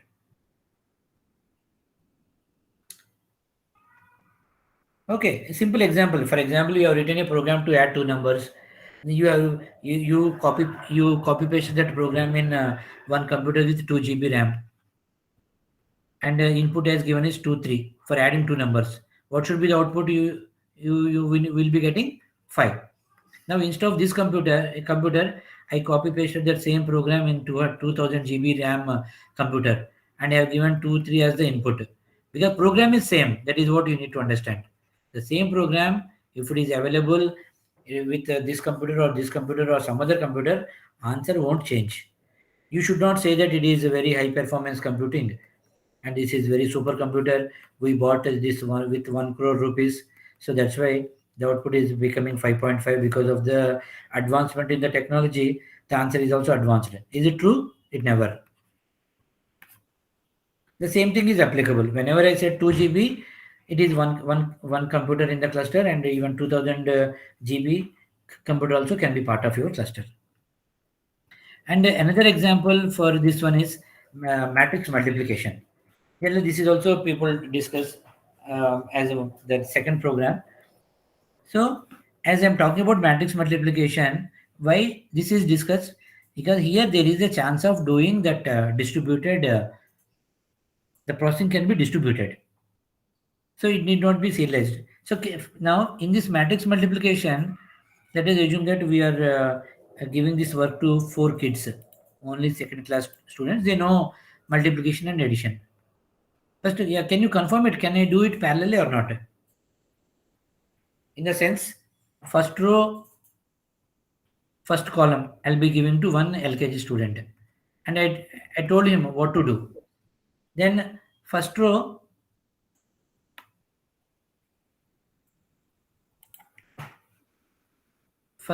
second column to another student. Similarly, second row, first column to one student, and second row, second column to another student. Now I have given 1 2 3 4 like this in this order. So for first row, first column, I have given to student 1, and let us assume that 848 I have given. Then first row, second column to second student at 849.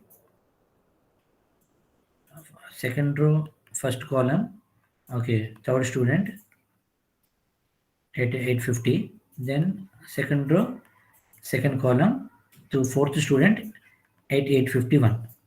Now you tell me, can I give it and wait for some time to get the final answer or not? Can I distribute it like this or not? Yes. Yes, sir. Yeah, we can distribute it. Now you tell me who will be giving the answer first out of these 4? As per the sequence, first student. Why? Because he got the question early. Okay, but let us assume that his processing power is slow. He knows that process. At that time, it should be depending upon the processing speed. Yeah. Okay, very good. See, now according to our this, if we say that all are exactly same level, okay. But generally in our every time I'm telling no, in the computer you can have heterogeneous computers. By keeping that in mind, so if somebody says that first student okay, 4 has given first, then 2, then 1, then 3. This is also possible. Is it right or not? Yes, sir. Even though I have given the last computation to the fourth computation to the student, fourth student, that too very late, but still if his processing power is so quick, he will be giving the first answer. Then whatever he is giving, I am writing it here. Then second answer, so I am assuming these are the 1 2 3 4. Then this is second, he has given second. Then I am writing this as the third component, and 3. And here the matrix multiplication is you can go for distributed computing. First of all, that you need to understand. So you need not wait for somebody. You can give this task to someone and you can wait. You can make this into pieces. Of course, I have given simple example, but instead of this, let us assume that I have two matrices. Each one is of size 1000 cross 1000, and this is 1000 cross 2000. Then I'll be making this block and this block to one student and this block to another student, like one row, one column, whatever that concept. Instead of having one row, one column, then I'll be saying, okay, no, this entire, these many rows and this column and these many rows and these many columns. Like that, instead of one column, I can say n number of columns. Okay, and whenever you want to go for it, first of all, to understand this example, we say that first the data need to be rearranged in such a way that a component and a, that those index and the value. If you see here a 00, we have 2. Just we need to write it like this. Of course, we have written the program for it to convert that matrix into this form, and similarly this one. And here, if you consider this a 01, 02, 03. 03 is 0. Then I have not written that those the values where we have 0 in the original. Because we know that whenever you are multiplying 0 with anything, we know that we'll be getting 0. That's why just to minimize that multiplication in the actual implementation, you can neglect it. But still, if you want to write, you can write a 02 as 0. That also can be written. But as we know, we are going to get 0 for that multiplication. I skipped them here. This is first step. After that, so this is map phase. For each element of A, so this is what it has to emit. Emit in the sense is a C out in our or printf in our C language. Then for B, it has to be, I'll be sharing the slides. I'll be going a bit faster just to show the output. And you can imagine. Then when you talk about this one, just simply you follow in place of ij k, and I have given what is the range of ij here and k value. Here we have given so lm and mn and ij is all from 0 to that n value, and k is 0 to n minus 1 here. Okay, for each ik is from this you have to take. So this is ik and j value is given. Each ij here for this is ij for A, and for B they are different, JK, and I value is 0 to L minus 1. Just you have to write emit means this kind of cout statement. Then when you do it like this, so this is the output of the map phase. Same thing, you can correlate our previous word count example with this. What is the output of map phase here? This comma 1, is comma 1, pen comma 1. Here also it is what I am explaining. This is the output of the map phase. After that, shuffle and sort. So what is the shuffle and sort? On what component the sorting will be taken place? So this is actually key value pair. This is key and this is value. And next another 3-4 minutes I'll be stopping, madam. Yeah, okay, sir. Yeah. This is key and this is value. And as we know, shuffle and sort will be considered to sort based on the key part. So that means here all 0 should come to one place, and all 1 0 1 1 1 2, and this is the output of shuffle and sort. Then the reduce part, so this is the functionality. So when I say that you write a code for this, so maximum it takes 3 lines or 4 lines of code, not more than that. When you write the code for this one, and which we called as reducer, then we'll be getting the final output as the say. So you remember one more thing. Forever you need to remember that whether you do it with one computer or 1000 computers, in completing the task, answer must not change. If anybody is saying that answer has improved or there is a accuracy is improved, that is blunder. The only advantage that we are getting is time, at least here in the processing of it. Okay. Then, so for this actually, this is matrix, no? So by keeping this in mind, as I told, generally as I work in image processing,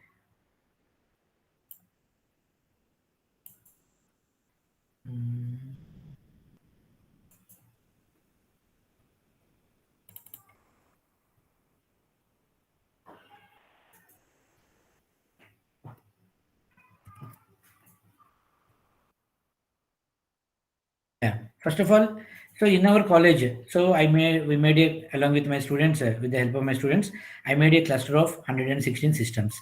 So when I have done it, surely I can say that every one of you surely can do it. It's not a big deal at all. But of course, initially when you start it, it may be taking some time.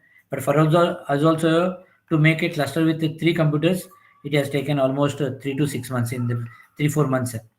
After that, we thought of just making a cluster with 10 systems in the lab. But during holidays, we know that most of our systems are empty. So nobody idle, actually, not empty, idle. So we have considered all the systems in the three labs of our NIT Warangal.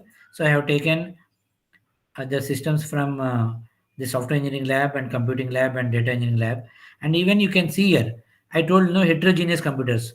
So some of the computers are with 8 GB RAM and some of them with 4 GB RAM. So all those computers we are able to make as a cluster. And just because after making this, I got so I am a little bit excited, and I have recorded the whole process, and even I uploaded that in YouTube. Only some 2 3 videos I uploaded whenever I feel like I reach it to my expectations or something which I never thought of doing. No? Those kind of things I uploaded 2 3 videos in that, and you can see actually when I made a cluster with those many systems, I got a total storage of 28.13 terabytes. So this is shown in this screenshot. Actually, none of the system is with more than 1 TB. I think maximum, I think they are with 512 or 1 TB only. But when we made a cluster, we got 28.13 TB. But to understand this, I always remember only that water bottle example. Really, I'm telling. So when I made a cluster of water bottles, the total storage is sum of all the bottles. But here it is not purely sum of all the computer's memory, because all the computers are already having some software already installed. But when I made a cluster, so whatever the space that it can, whatever the memory that they can contribute as part of this HDFS is considered to make this HDFS part of this memory. Okay. So with that, so we are able to process 1.2 terabytes of text data for simple word count. Okay. So even I never expected that how to get this 1 terabytes of text data somewhere.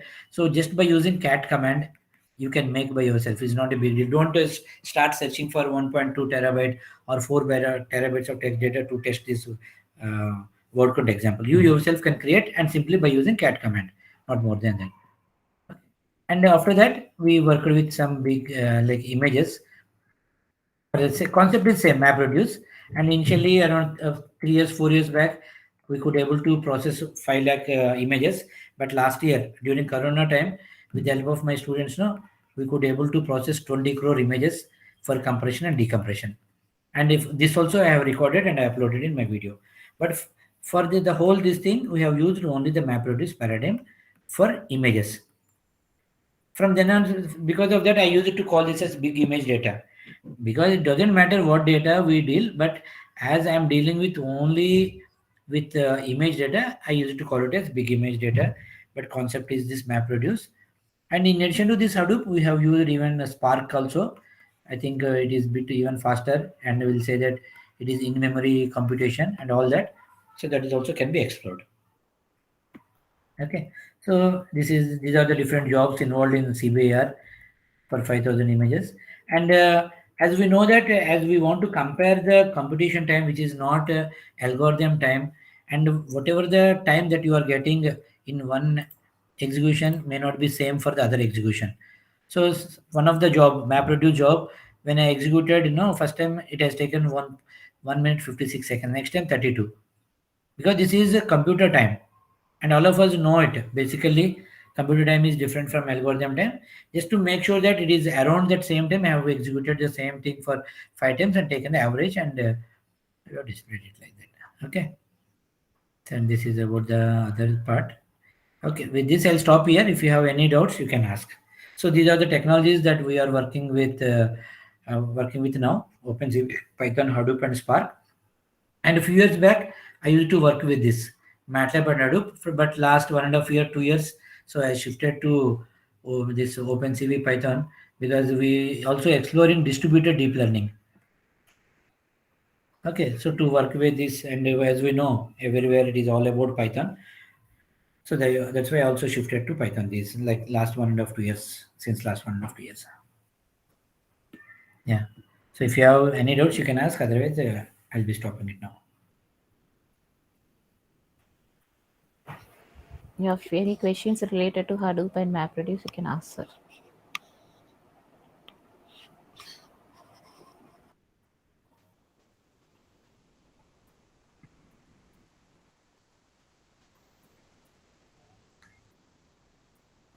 I guess no questions, sir, from the Okay, madam. participants. Yeah, Thank you very much. Thank you very much for the wonderful session. It gave a clear idea about like what is Hadoop and what is MapReduce. You can share the slides with us, sir. Okay, I will just share it with the participants because the slides are very nice. So you can just share it with us with the written content, whatever you have shown, so that I'll just share it with the people. sure, madam. I'll share. Okay, okay. Thank you so much, sir. Okay, Thank you madam. very much. I'm leaving, madam. Thank you. Yeah, okay.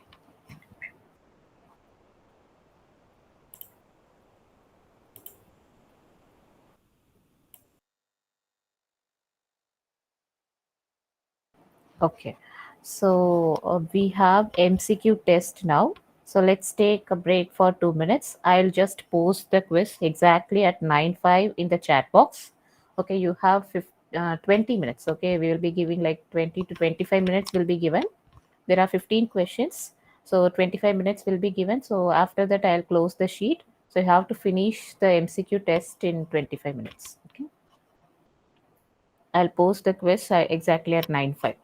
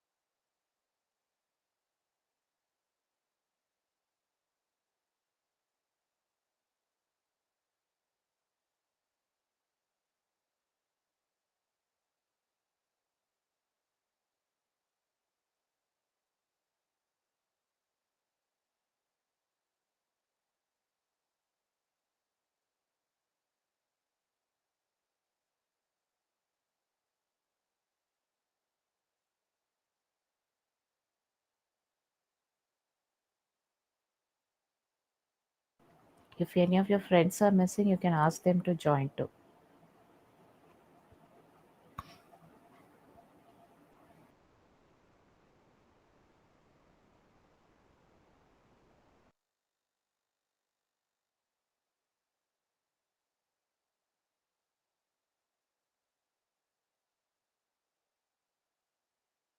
Yes, okay, I have given the link in the chat box.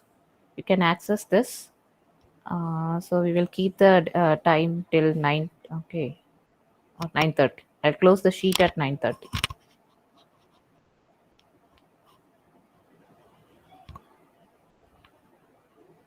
You can access the sheet, right?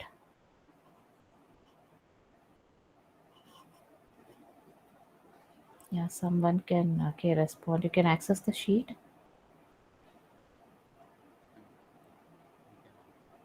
Okay.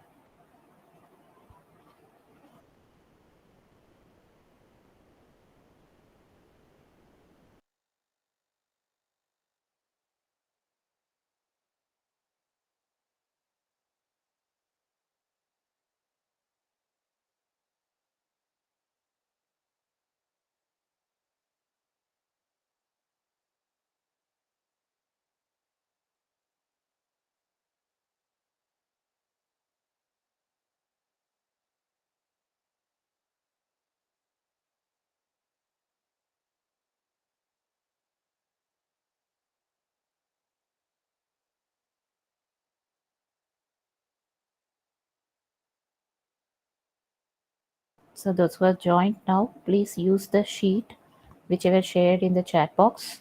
Finish the quiz in okay by 9:30.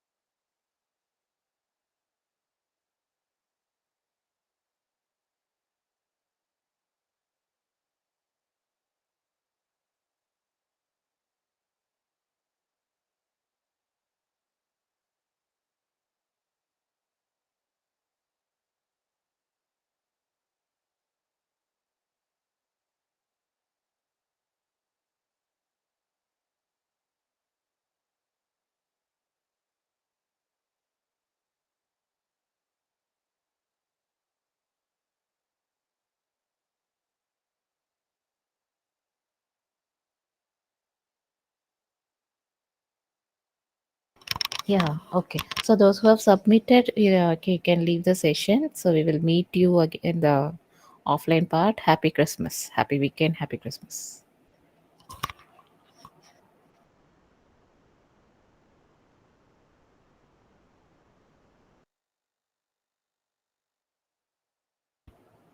Yeah, yes, sir.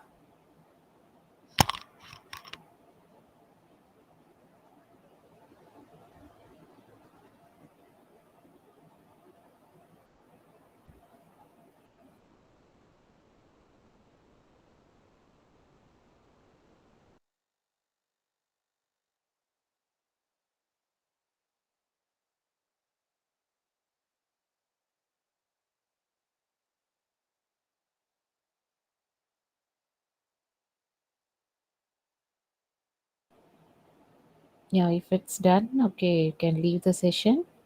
Thank you. We will meet on Monday.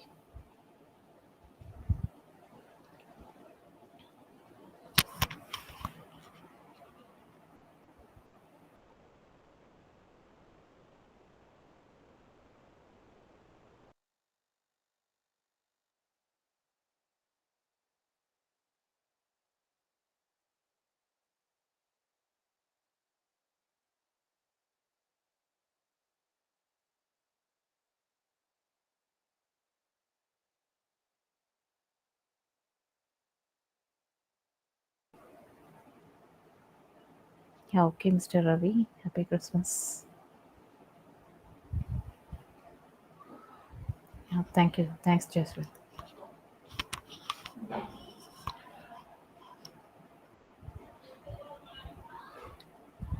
So, Miss Saujanya, I think you joined now, right? Okay, I am sharing the form again. Please fill the form. I'll be closing the form at 9:30. You have 15 minutes. Please fill the form.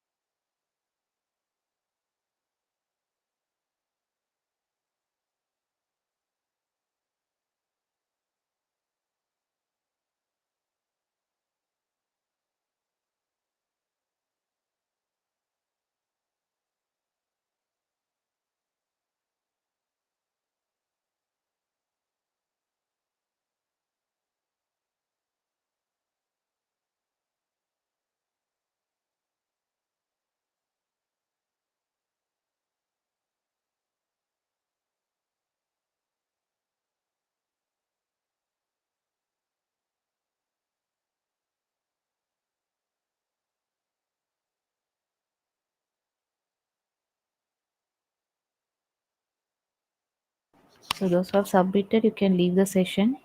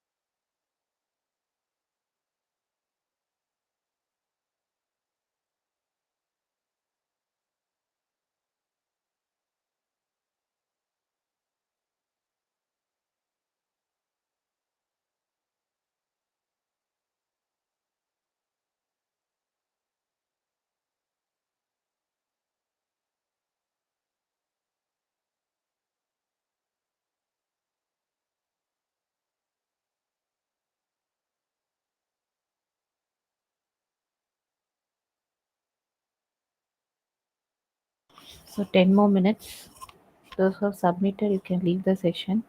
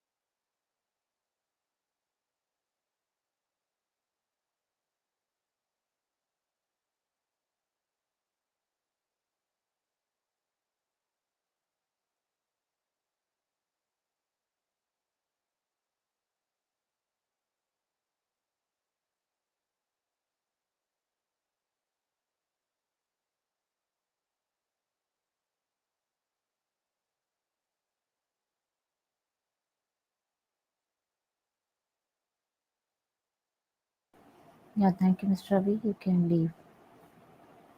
Yes, thank you, Mr. Umesh.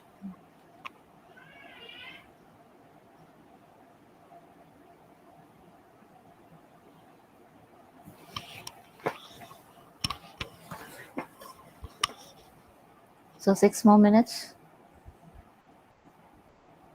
Those who have submitted, you can leave.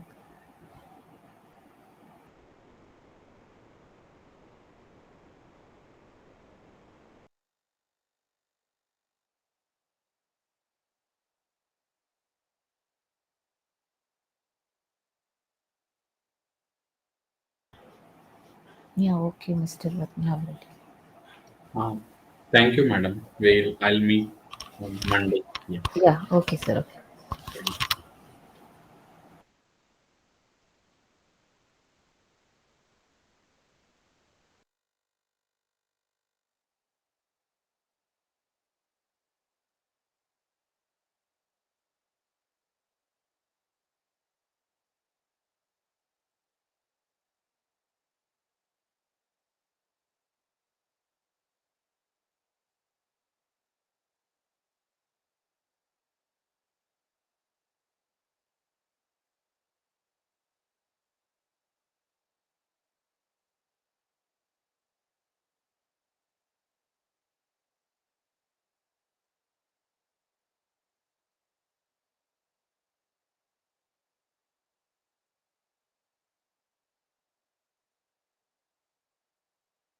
Yeah, Sudarshan, I guess you have submitted. You can leave.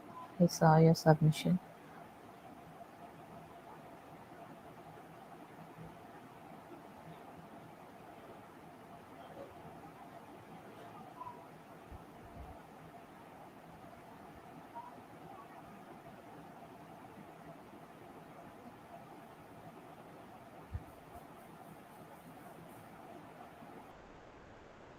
So last 5 minutes.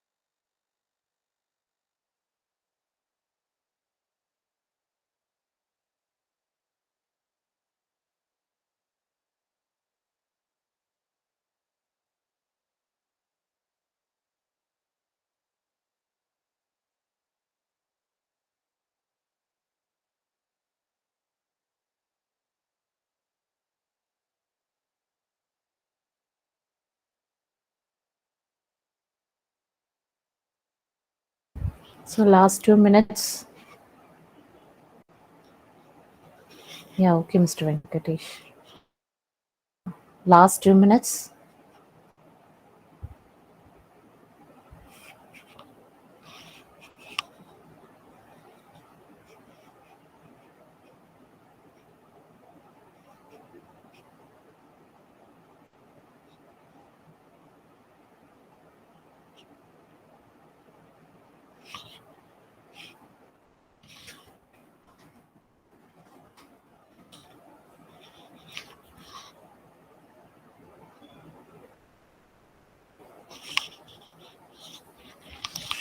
Those who have submitted, please leave.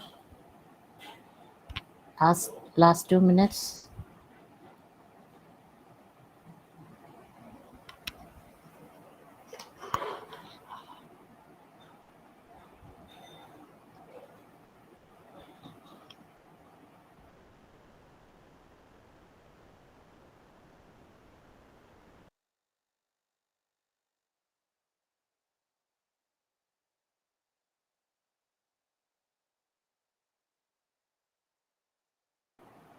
Yeah, okay, sir.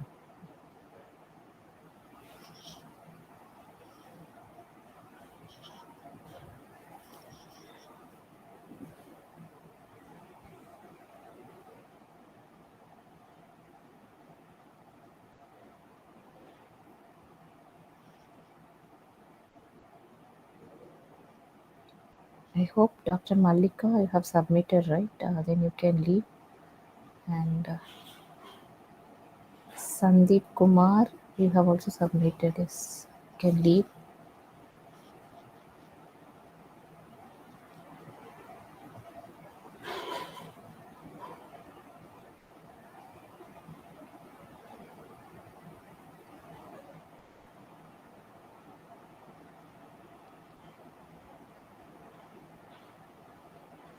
So it's 9:30.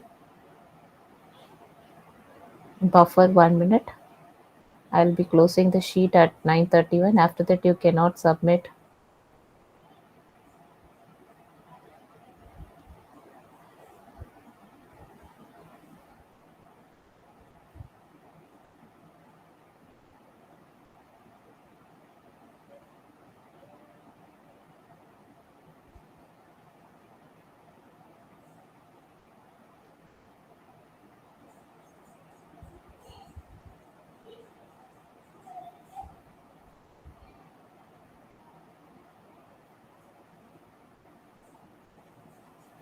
So shall I close the sheet?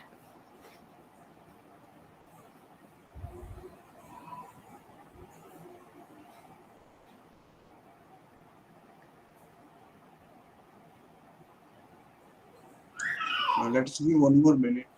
Please submit or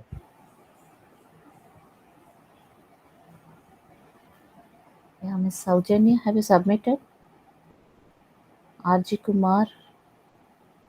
Yes, okay, I got from Saujanya ma'am. Yeah, thank you, madam. RG Kumar.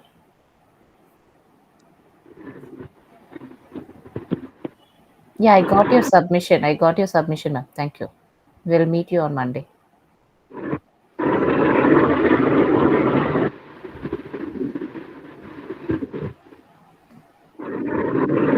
Yeah, it's okay, ma'am. It's very noisy. Yeah, okay.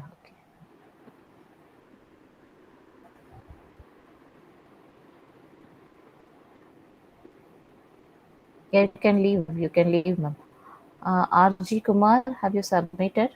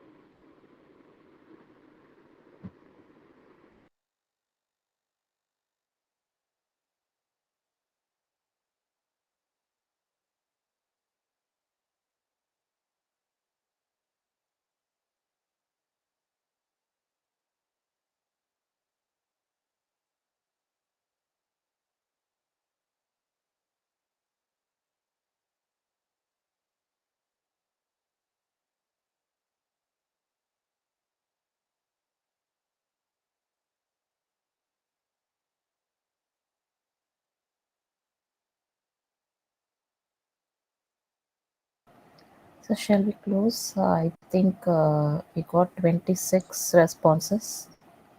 26, yeah. 25 responses we got. So we are closing now. Hmm. Maybe within some.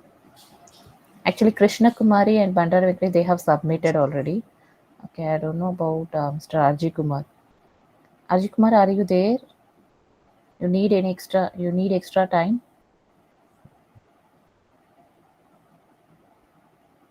I'm going to close the sheet. Yeah, please close. Okay.